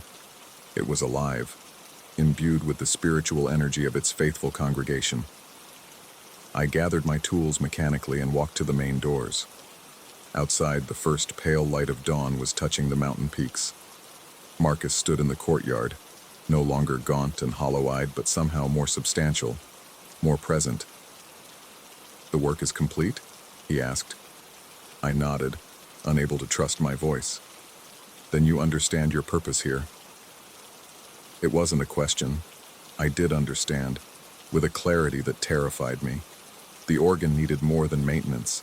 It needed a permanent guardian, someone to channel the devotions of the eternal congregation, someone to give their worship voice and substance in the physical world. "Brother Thomas has prepared your new quarters," Marcus continued, "more suitable for a long-term resident." I should have protested, should have demanded passage back to the world beyond the mountains. Instead, I found myself nodding acceptance. The thought of leaving the organ, my organ now, felt like abandoning a sacred trust. The faithful were counting on me. They had waited so long for someone who understood. That was 6 months ago. I write this account in my study adjoining the chapel, where I can hear the organ calling to me even now. My old life, my business, my apartment in Denver, my few remaining friends, seems like a half-remembered dream from someone else's existence. This is my reality now. Morning prayers at dawn, evening worship as the sun sets behind the peaks, and the constant presence of the faithful who gather each night to sing their impossible songs. Sometimes I wonder if I'm losing my mind, if the isolation and altitude have finally snapped whatever tenuous connection I maintained with consensus reality. But the music is too beautiful for madness, too perfect for delusion. When I play for the congregation, I am part of something larger than myself, something that transcends the petty concerns of the living world. Marcus and Thomas understand this. They were guardians before me, maintaining the sacred space until the right person could be found to complete the eternal service. Now they rest peacefully. Their vigil ended, their purpose fulfilled. I found their bodies in the rectory cellar 3 months ago, mummified by the dry mountain air, peaceful expressions on their weathered faces. I buried them in the small cemetery behind the chapel, where weathered headstones mark the graves of the original faithful. They deserve their rest. Their watch is ended. Mine has just begun. The sun is setting now, and I can hear the congregation gathering in the chapel. They're singing, "Come Thou Fount," tonight. I can tell by the anticipatory harmonies that drift through my window. It's time to take my place at the console, to give voice to their eternal praise. But first, I should mention the letters I've been sending. Carefully crafted inquiries to organ repair specialists across the country, describing a magnificent instrument in desperate need of restoration. The responses have been encouraging. Several experts have expressed genuine interest in making the journey to St. Bartholomew's Colony. After all, the faithful grow lonely with just my voice to lead their worship. A proper congregation requires multiple voices, each contributing their own gifts to the sacred music. Brother Theodore understood this. Marcus and Thomas understood this. And soon, others will understand as well. The organ is calling now, its voice clear and sweet in the mountain air. Time to join the service. Time to add my living breath to their eternal song. The faithful are waiting. Story 12. The scanner's blue LED cast dancing shadows across the moldering walls of Ward C as I fed another patient file through its mechanical throat. 3 days into this project, and the Millfield Sanitarium still felt like it was watching me. Every creak of settling timber, every whisper of wind through broken windows seemed to pause when I looked up from my work. Dr. Matthews had been clear about the urgency. The county was demolishing the remaining structure next month, and the Historical Society needed these records digitized before the bulldozers arrived. 40 years of patient files, treatment notes, and administrative documents from what had once been the region's premier mental health facility. The pay was excellent, the timeline tight, and the location, well, atmospheric didn't begin to cover it. I'd set up my portable workstation in what used to be the nurses' station, a central hub with windows overlooking 3 corridors that branched out like skeletal fingers. The overhead lights had failed decades ago, leaving me dependent on the industrial LED panels I'd brought and the pale autumn sunlight filtering through grimy windows. The scanner hummed its mechanical rhythm as page after page of medical histories passed through its sensors, each document a fragment of lives once contained within these walls. It was during the second hour of my 3rd day that I first noticed the anomaly. The scanner had processed a thick file belonging to one Harold Brennan, admitted in 1952 for what the notes described as acute melancholia with paranoid episodes. Standard stuff for the era, plenty of references to electroshock therapy and experimental drug treatments. But when I reviewed the digital images on my laptop screen, there was something else captured in the scans. A faint silhouette, barely visible against the aged paper, like a shadow that had somehow been photographed alongside the text. I checked the physical documents. Nothing. Just yellowed paper and faded ink. The silhouette appeared to show a human figure in profile, arms positioned as if holding something, perhaps the very file I'd just scanned. I ran the pages through again, thinking maybe a smudge on the scanner bed had caused the artifact. The second scan came out identical, complete with the mysterious shadow. Professional curiosity overrode my growing unease. I'd worked with document preservation for 6 years, and scanner artifacts weren't uncommon. Dust, scratches on the glass, even electromagnetic interference could create unusual patterns in digital images. But this was different. The silhouette wasn't random static or geometric distortion. It had an organic quality, unmistakably human in its proportions and posture. I continued working through Harold Brennan's file, and the silhouette appeared in every scan, sometimes varying slightly in position or clarity, but always present, always human, always holding what looked like documents. By lunch, I'd discovered similar shadows in roughly 30% of the files I'd processed. They weren't consistent. Some appeared as single figures, others as multiple overlapping forms. A few showed what looked like medical equipment or furniture that didn't match the sparse contents of the actual documents. Each silhouette seemed to exist in its own reality, captured by the scanner but invisible to the naked eye. The logical part of my mind, the part trained in archival science and digital preservation, cataloged possible explanations. Residual electromagnetic fields from old medical equipment, chemical interactions between the scanner's sensors and compounds in the aging paper, some kind of pareidolia effect causing me to see human shapes in random digital noise. But logic felt increasingly inadequate as the afternoon wore on. I was scanning a patient intake form when I caught movement in my peripheral vision. A shadow had shifted across the wall of the eastern corridor, just beyond the range of my LED panels. I looked up, expecting to see a tree branch swaying outside one of the broken windows, but the shadow remained stationary, human-shaped, arms positioned as if holding something against its chest. The exact same pose I'd been seeing in the scanned documents. My hands had gone still on the scanner, the mechanical humming the only sound in the silence. The shadow on the wall mirrored my position perfectly, the slight forward lean, the angle of my shoulders, even the way my left hand rested on the edge of the document tray. But it was wrong somehow, like watching yourself in a funhouse mirror that reflected not just your image but your actions 10 seconds before you performed them. I lifted my right hand to touch my face, and the shadow's arm moved first, completing the gesture while mine was still rising. When I finally made contact with my cheek, the shadow had already returned to its resting position. The scanner's blue LED seemed dimmer now, its light barely reaching the corridor where the shadow waited. I told myself it was just the angle of the afternoon sun, the way illumination played tricks in buildings like this.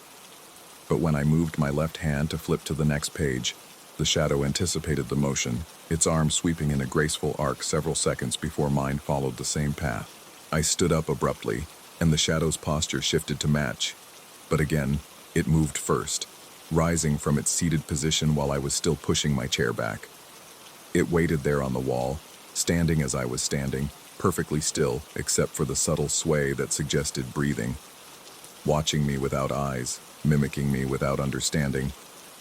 The rational explanations felt increasingly hollow. Shadows didn't predict movement.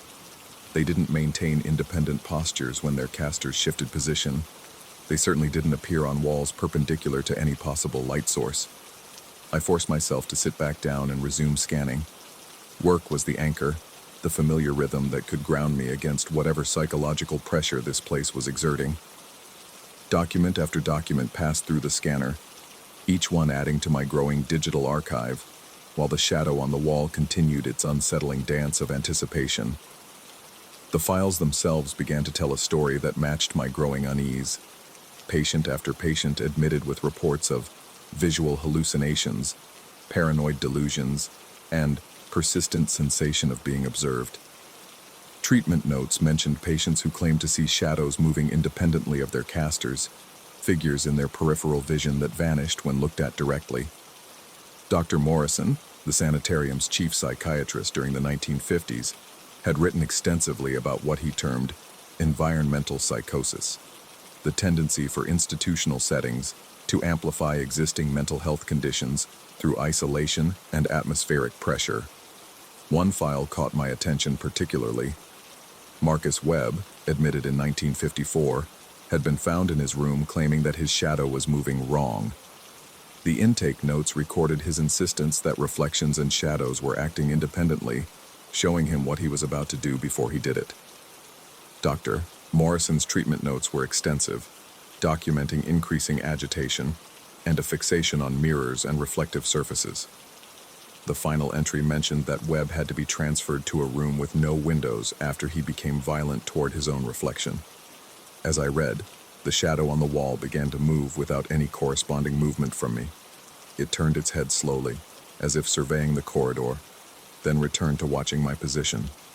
The motion was fluid, natural, like someone stretching their neck after sitting in one position too long. But I hadn't moved at all. The LED panels flickered once, briefly, and in that moment of dimness I saw other shapes in the corridors, dozens of them, standing along the walls like spectators at some silent performance. When the lights stabilized, the shadows remained, all of them oriented toward my position at the nurse's station, all of them perfectly still, except for that subtle sway of breathing. I checked my watch, nearly 4 o'clock. The autumn sun was beginning its descent, and the pale light filtering through the windows had taken on a golden quality that should have been warming. Instead, it felt thin, inadequate against the growing darkness that seemed to emanate from the building itself. The scanner continued its work, processing page after page of medical histories, but now every document contained shadows.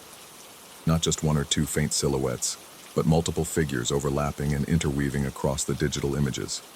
Some appeared to be patients in hospital gowns, others in the white coats of medical staff.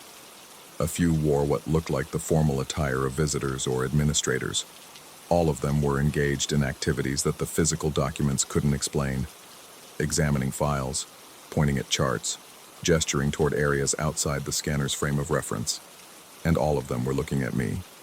The sensation of being watched had become overwhelming, a physical pressure against my skull that made concentration nearly impossible. Every few minutes I'd look up to find the shadows on the walls had shifted position, moving closer to the nurse's station or turning to face me more directly. They no longer seemed content to mirror my movements. They were developing their own agenda. I tried to rationalize what I was experiencing. Stress, certainly. The isolation of working alone in a derelict building. The psychological impact of reading through decades of mental health records. The power of suggestion combining with environmental factors to create a perfect storm of perceptual distortion. But explanations felt inadequate when I watched my shadow on the eastern wall begin to scan documents that weren't there. Its arms moving through the motions of feeding paper through a machine that existed only in its reality. It worked steadily, methodically, occasionally pausing to examine something in its hands before continuing with its task. I found myself matching its rhythm, scanning the real documents in time with its phantom movements, as if we were partners in some elaborate dance. The files I was processing began to blur together. Names and dates became meaningless as I focused increasingly on the shadows appearing in each scan. The digital silhouettes were becoming clearer, more detailed, as if the scanner was somehow learning to see them better. I could make out facial features now, expressions of concentration or concern. Some appeared to be pointing at specific sections of text, as if highlighting important passages for an unseen reader. In one scan, a shadow figure appeared to be writing, its hand moving across the page while the actual document contained only printed text. In another, multiple figures seemed to be having a discussion, their postures suggesting animated conversation about the medical notes they were examining. The most disturbing discovery came when I began to recognize individual shadow figures appearing across multiple documents. The same silhouette would show up in files from different years, different patients, maintaining consistent proportions and characteristics. A tall figure with what appeared to be a beard appeared in nearly every scan from 1953. A smaller figure, possibly female, was present in most documents from the early 1960s. They moved through the digital archive like actors playing roles across different scenes of the same performance. As evening approached, the shadows on the walls had grown bolder. They no longer waited for me to move before demonstrating their actions. Instead, they seemed to be showing me what I should do next. The primary shadow on the eastern wall would reach for a new file several seconds before I felt the impulse to do the same. It would turn pages that I hadn't yet decided to scan, point to sections of text that would prove important for my digital catalog. The boundary between anticipation and instruction was dissolving. I found myself following the shadow's lead, scanning documents in the order it suggested, pausing when it paused, continuing when it gestured for me to proceed. The work was flowing more efficiently than it had all week, as if I finally had a knowledgeable assistant guiding the process. But the assistant was my own shadow, and it knew things I didn't. The last file of the day belonged to Dr. Morrison himself.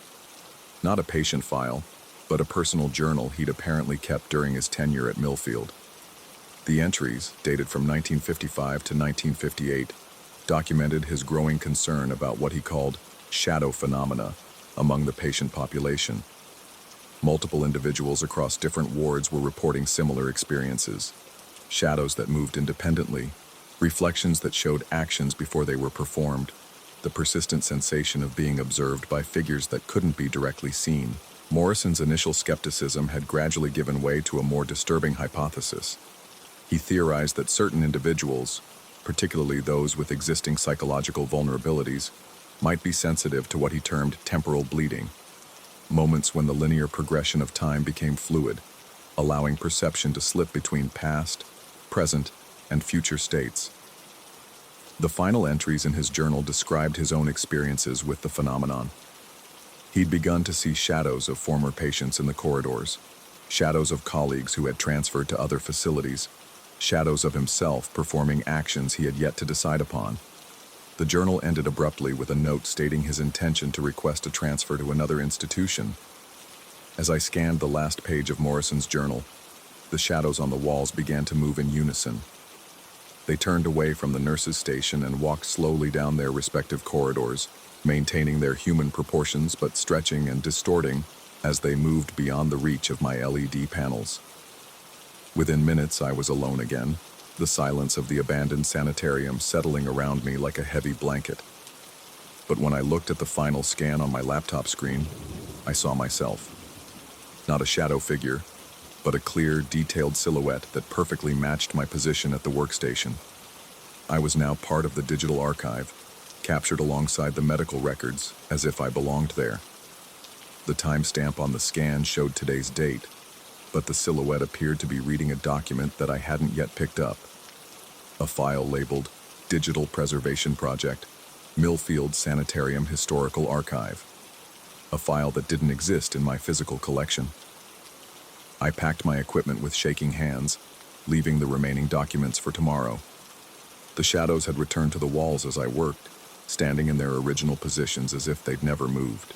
But now they were all facing outward, away from the nurses' station, looking down the corridors toward exits I couldn't see.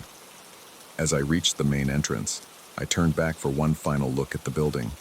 Through the broken windows of Ward C, I could see my LED panels still glowing where I'd left them, casting their blue light across the empty nurses' station. But the shadows on the walls weren't empty. They were still there, waiting at their posts, ready to resume their work when I returned tomorrow. And in the eastern corridor, perfectly visible in the artificial light, my own shadow remained behind, sitting at the workstation, scanning documents that existed in a time I hadn't yet reached.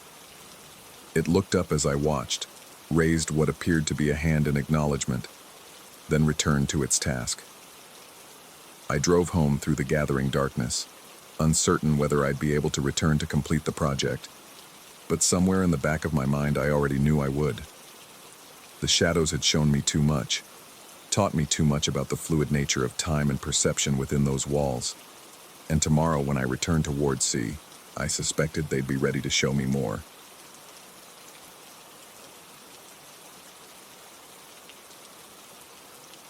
Story 13.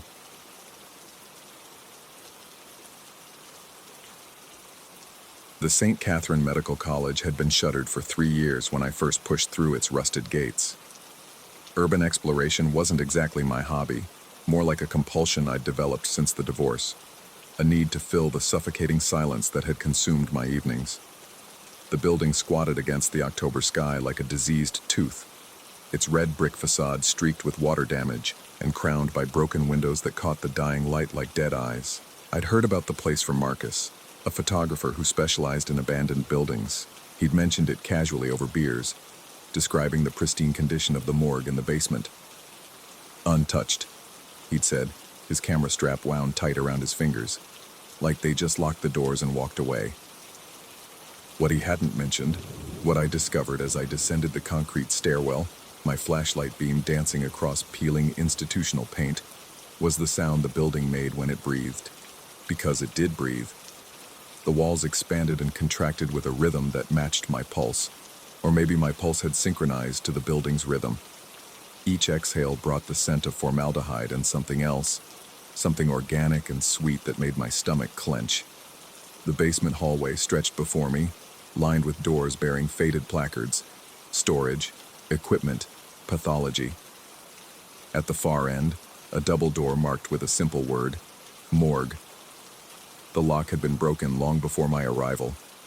The doors swung open on silent hinges, revealing a room that contradicted everything I'd expected. Instead of decay and abandonment, I found a space suspended in time. Stainless steel surfaces gleamed under my flashlight, unmarked by rust or corrosion. The floor tiles, white with thin black lines, reflected my beam back at me with mirror precision. Along the far wall, a bank of refrigeration units waited like sleeping sentinels, their chrome handles polished to a surgical shine. 24 drawers in total, arranged in 4 rows of 6. Each drawer bore a small window of thick glass, though my light revealed nothing beyond the dark interiors. The air here felt different, thicker, charged with an electricity that made the hair on my forearms stand upright. When I breathed, my exhalations formed visible clouds despite the warmth of the room. I approached the nearest drawer with the careful steps of a man walking on ice.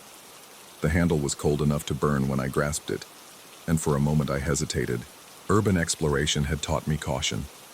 You never knew what you might find in places like this.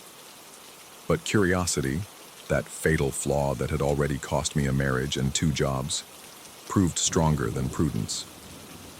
The drawer slid out with mechanical smoothness, its runners well-oiled and silent. Empty, as expected. A bare metal surface, clean and sterile, large enough to accommodate an adult body. I ran my hand along the interior, feeling for any irregularities, any sign of what this space had once contained.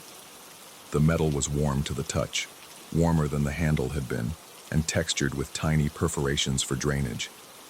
When I gripped the drawer's edge to push it closed, my world tilted. Weight. Impossible, undeniable weight. Not the resistance of a stuck mechanism or warped metal. This was the weight of substance, of mass that shouldn't exist. My muscles strained against it as if I were trying to move a body, a real body, something solid and heavy and present. The sensation was so convincing that I released my grip and stepped back, expecting to see something that hadn't been there moments before. Still empty, still just a metal drawer in an abandoned morgue. I tried again, this time preparing for the resistance. The weight was there immediately, constant and unyielding. As I pushed the drawer closed, fighting against that phantom mass, I felt something else. A subtle shift in the air around me. The temperature had dropped. Not dramatically, but enough to notice. My breath, which had been visible before, now formed thicker clouds. The digital thermometer I'd brought for checking camera equipment read 66 degrees. 3 more drawers. 3 more experiences of impossible weight, of pushing against something that existed only in the resistance it offered. Each time the temperature dropped 2 degrees precisely. 64, 62, 60. The room grew cold enough that I could see my breath in thick plumes, could feel the chill seeping through my jacket to raise goosebumps along my spine. By the time I'd worked through 8 drawers, the thermometer read 54 degrees, and my hands had begun to shake, though whether from cold or something else entirely I couldn't say. The building's breathing had grown more pronounced, the walls seeming to pulse with each inhalation and exhalation. Sometimes, in the space between breaths, I caught the sound of something else. A rustling, like fabric against fabric, coming from the closed drawers behind me. I didn't turn around. Some instinct, some primitive warning system honed by millennia of evolution, kept my eyes fixed forward. Instead, I continued my systematic approach, moving from drawer to drawer with increasing urgency. The weight grew heavier with each attempt, as if whatever occupied these spaces was becoming more substantial, more real. My muscles ached with the effort of closing them, and sweat beaded on my forehead despite the plummeting temperature. 18 drawers, 38 degrees. The cold had become a living thing, wrapping around me like wet cloth and seeping into my bones. My flashlight beam had begun to flicker, though the batteries were new. In the stuttering light, the shadows seemed to move independently, sliding across the walls in patterns that defied the movement of my hand. 20 drawers, 34 degrees. The rustling behind me had evolved into something more distinct. The sound of breathing that didn't match the building's rhythm or my own. Slow, deep breaths that fogged the air above drawers I knew to be empty. When I glanced at the small windows in the refrigeration units, they had clouded over from the inside, as if warm breath were condensing against the cold glass. 22 drawers, 30 degrees. Ice crystals had begun forming on the steel surfaces, delicate fractals that spread across the walls like living things. The building's breathing had synchronized with the sound from the drawers, creating a chorus of inhalation and exhalation that seemed to emanate from the very foundations. My own breathing felt labored, as if the air itself had thickened. 23 drawers, 28 degrees. As I gripped the handle of the penultimate drawer, something changed.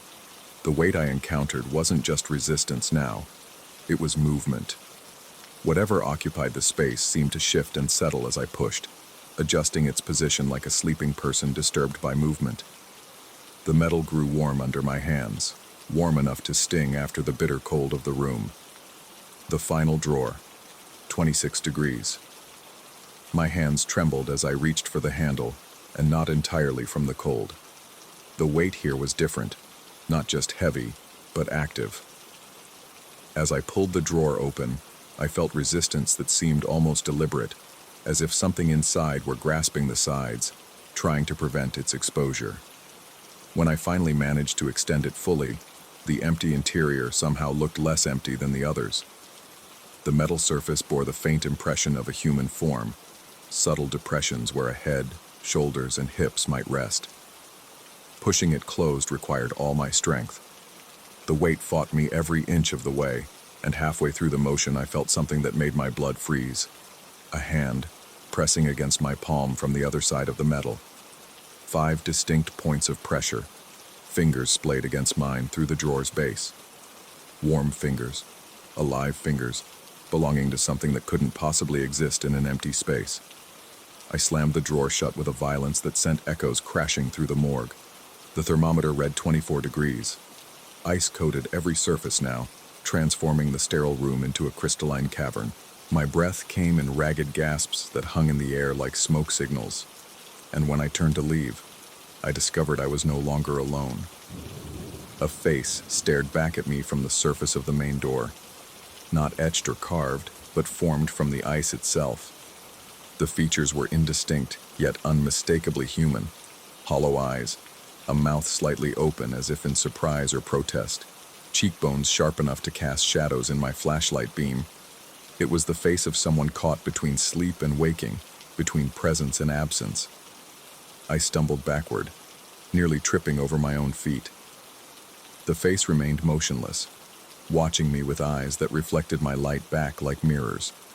When I moved, the reflection in those frozen pupils moved with me, creating the illusion that the face was tracking my movements.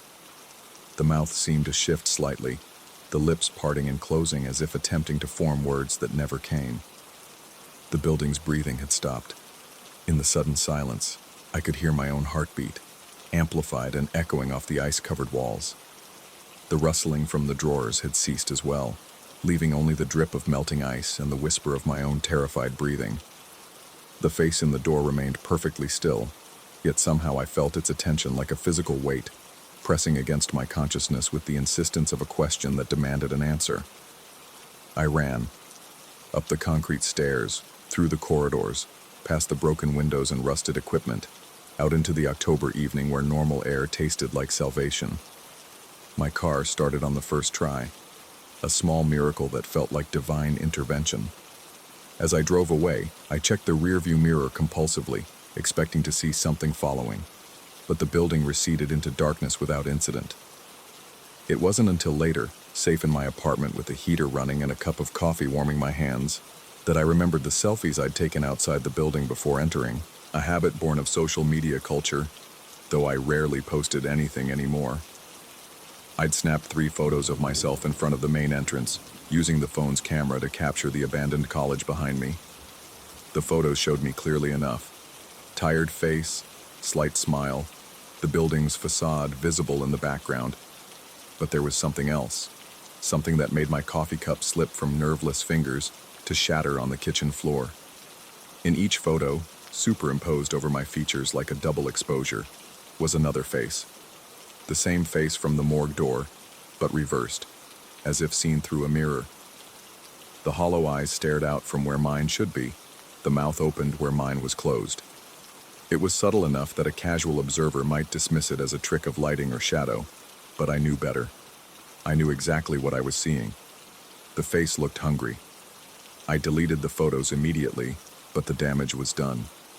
That night, I dreamed of 24 bodies lying in 24 drawers, all of them wearing my face, all of them trying to push their way out while I held the handles shut with increasing desperation. I woke to find frost on my bedroom windows despite the heating system running at full capacity, and when I showered, the mirror fogged over in the shape of a human silhouette. 3 weeks have passed since my visit to St. Catherine's. I've told myself it was a psychological break, stress manifesting as hallucination. The mind, after all, is capable of extraordinary self-deception. I've scheduled appointments with doctors, considered medication, researched sleep disorders, and anxiety-induced psychosis. These explanations comfort me during the day, when sunlight streams through my windows and the world behaves according to rational laws. But every night, as the temperature in my apartment drops degree by degree regardless of the thermostat setting, I feel 24 pairs of hands pressing against the walls from the inside, and I know with absolute certainty that whatever I encountered in that morgue followed me home. The face appears now in every reflective surface, car windows, bathroom mirrors, the black screen of my television. Always in negative, always watching, always slightly more distinct than the time before. Sometimes I catch myself opening empty drawers in my kitchen, feeling for weight that shouldn't be there. Sometimes I find it. The building may be abandoned, but I'm beginning to understand that some places are never truly empty. Some spaces between presence and absence, between the living and the remembered, between what is and what should not be. I opened those drawers, felt the weight of what they contained, and in doing so, I may have disturbed a balance that was never meant to be shifted. Tonight, the temperature has dropped to 68 degrees. Tomorrow, if the pattern holds, it will be 66. I've counted the days, done the mathematics, and I know exactly when my apartment will reach 0 degrees. I know what will happen then.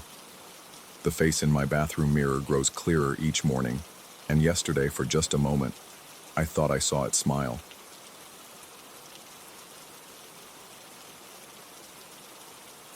Story 14.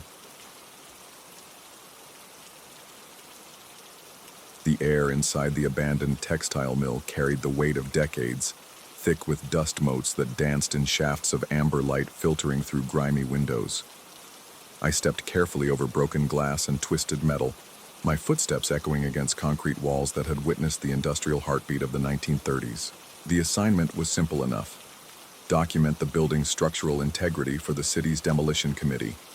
What I found instead was something that defied every rational explanation I could summon. The ground floor sprawled before me like a cathedral of decay. Massive looms stood silent, their metal frames draped in cobwebs that trembled in the faint breeze seeping through cracks in the foundation. Shafts of sunlight cut through the gloom at severe angles, creating a chessboard of light and shadow across the concrete floor. The smell was overwhelming: rust, mildew, and something else I couldn't quite place. Something organic and stale, like breath held too long. My clipboard and measuring tape felt inadequate against the building's overwhelming presence.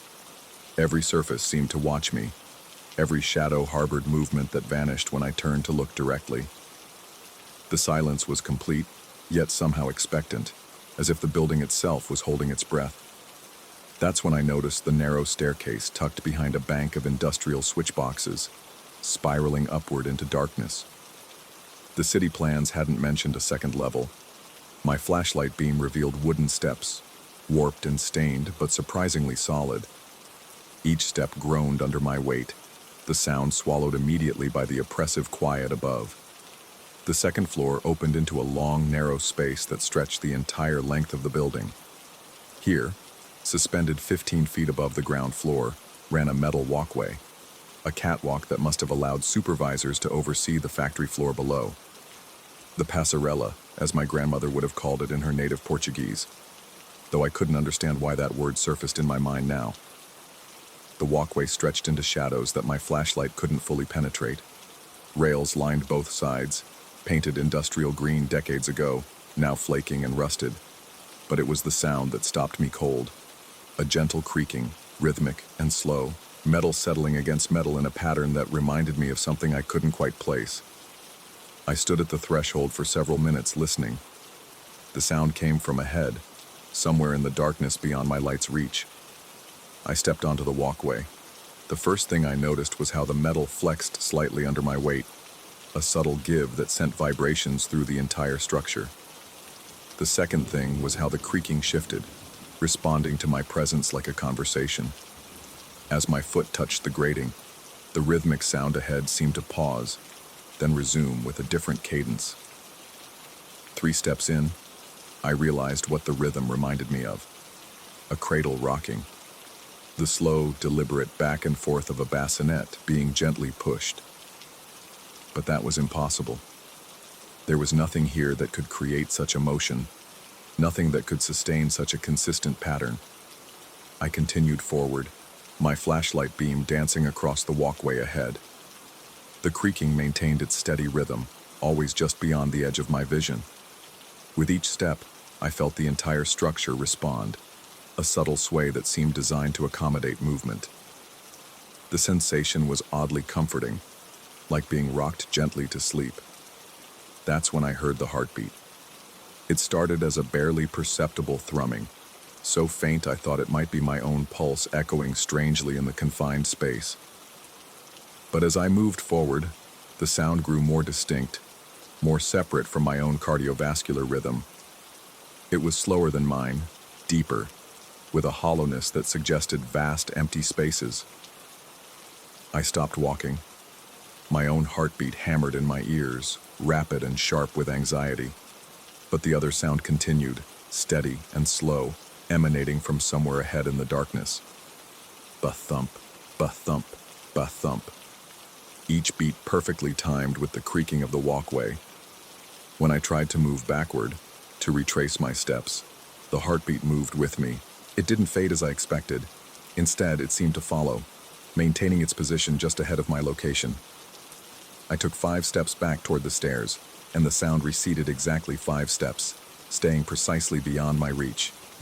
Forward motion produced the same result in reverse. As I advanced, the heartbeat advanced.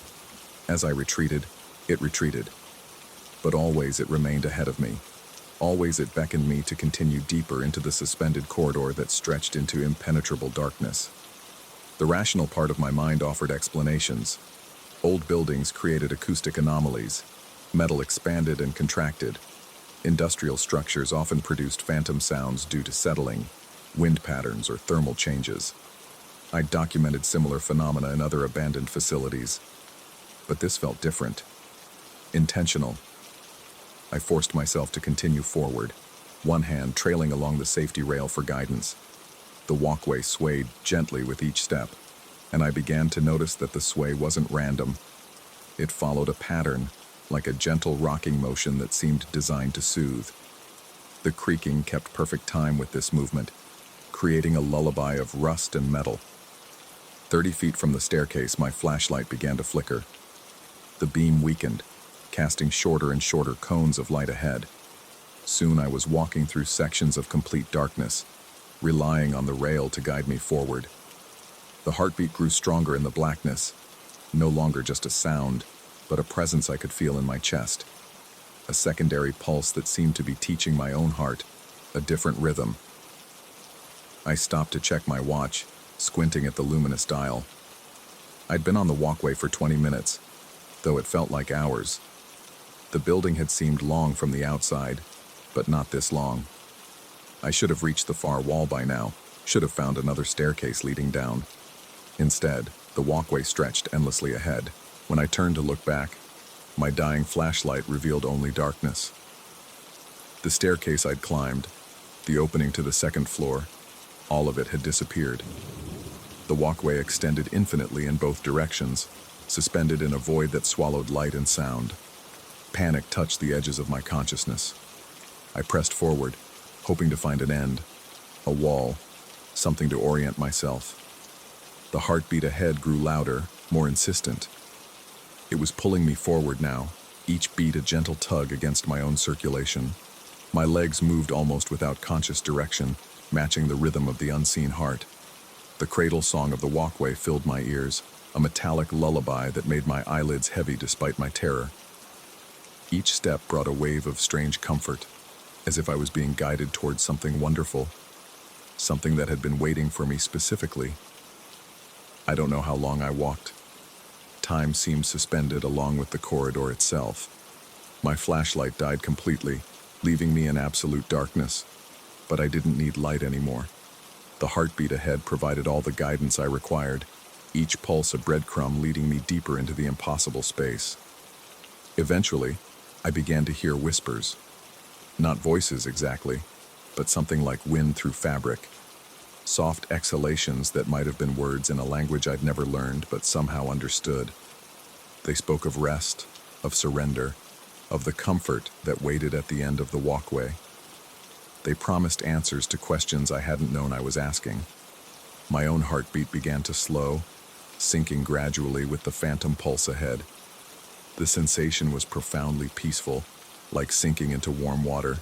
Each synchronized beat brought deeper calm, deeper certainty that I was exactly where I needed to be. That's when I felt the hands, not touching me, but present. Invisible fingers that seemed to trace the air around my shoulders, my back, my arms. A gentle pressure that guided my steps and kept me moving forward. The hands felt familiar, though I couldn't place them. They moved with the practiced care of someone who had guided many others along this same suspended path. I wanted to speak, to call out, but my voice had become something distant and disconnected. Instead, I let the hands guide me deeper into the darkness, toward whatever waited at the end of the infinite corridor. The walkway began to slope slightly downward. I could feel the change in my legs, the subtle shift that suggested I was descending. But descending toward what? The building had no basement, no lower level that could accommodate this impossibly long suspended bridge. As I walked, I became aware of sounds from below. Not the industrial noises I'd expected from an abandoned factory floor, but something else entirely. Soft shuffling, like fabric against concrete. Quiet breathing that seemed to rise from multiple sources. The whispered voices I'd been hearing weren't coming from ahead of me.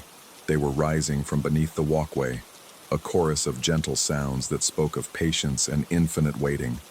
My synchronized heartbeat grew stronger, more insistent. Each pulse now sent waves of warmth through my chest, down my arms, into my fingertips.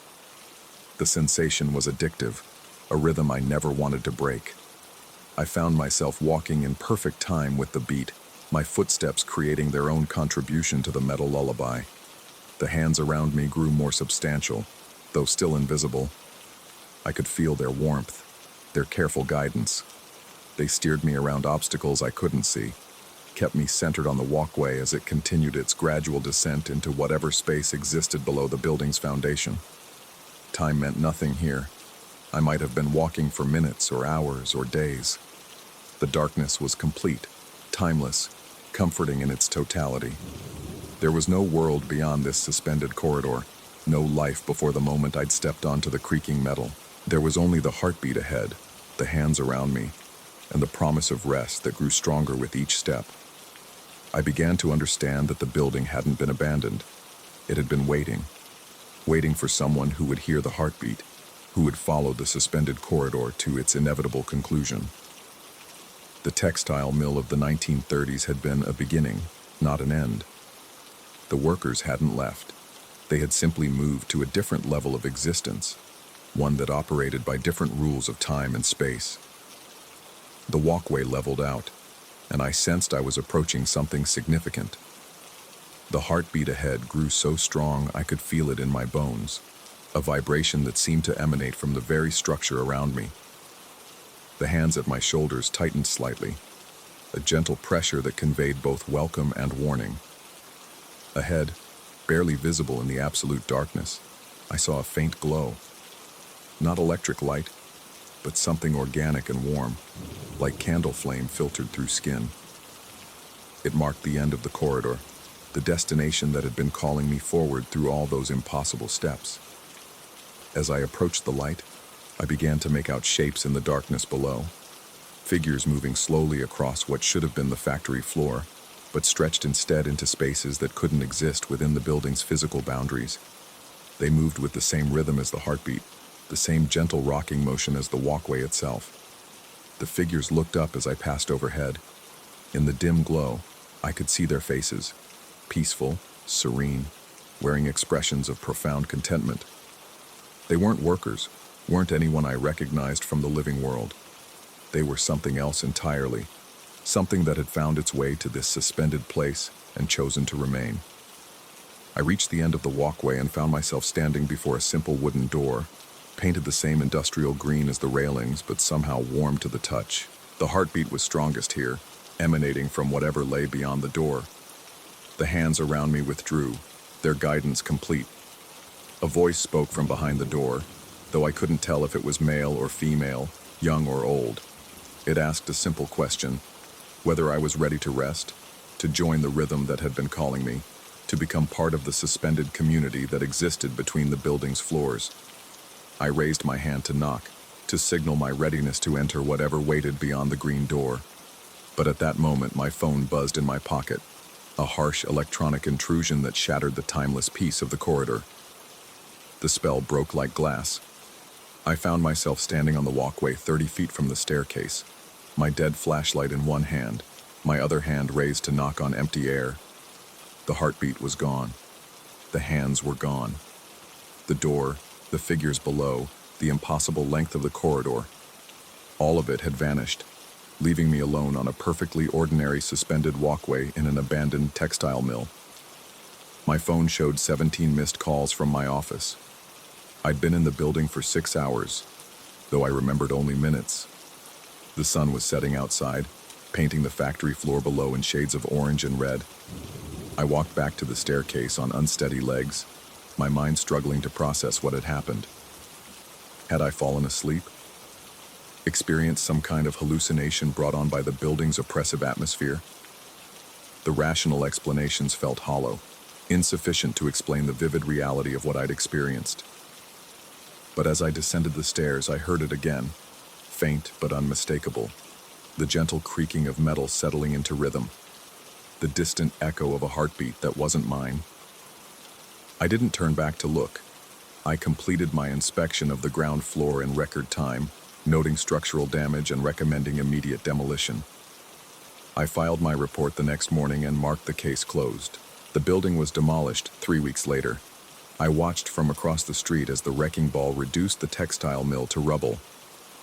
When the second floor collapsed, when the suspended walkway crashed to the ground in a symphony of twisted metal, I felt something inside my chest skip a beat.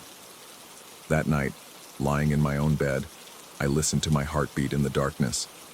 It was perfectly normal, perfectly steady. But sometimes, in the space between beats, I thought I heard an echo.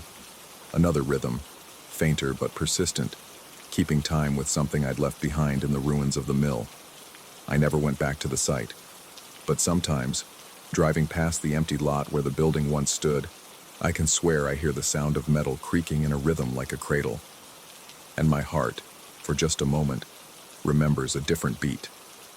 The doctors say my cardiovascular system is perfectly healthy. They can't explain why my resting heart rate has dropped by 15 beats per minute since that day, or why I sometimes wake up feeling like I've been walking for hours. They can't explain the dreams where I'm suspended in darkness, following a sound that leads me toward a green door I never quite reach.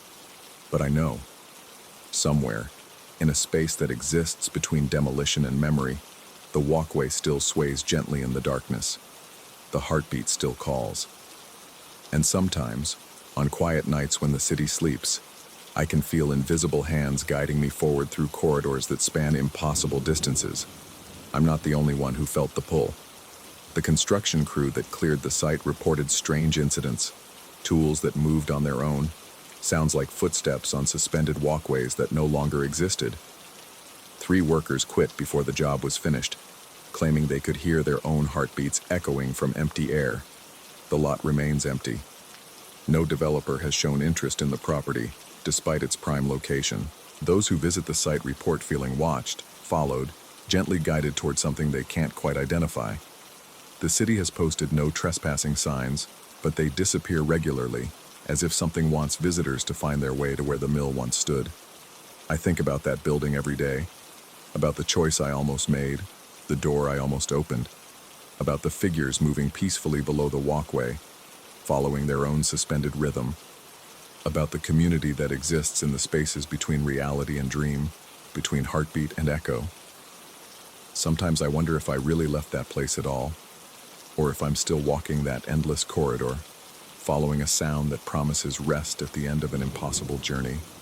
Sometimes I wonder if the phone call that broke the spell was real, or just another layer of the building's patient deception. The only certainty is the rhythm. In quiet moments, I can still hear it, the gentle rocking of metal on metal, the distant pulse that isn't quite my own. It's waiting for me to return, to finish the journey I started on that suspended walkway. And someday, when the weight of the ordinary world becomes too much to bear, I think I will.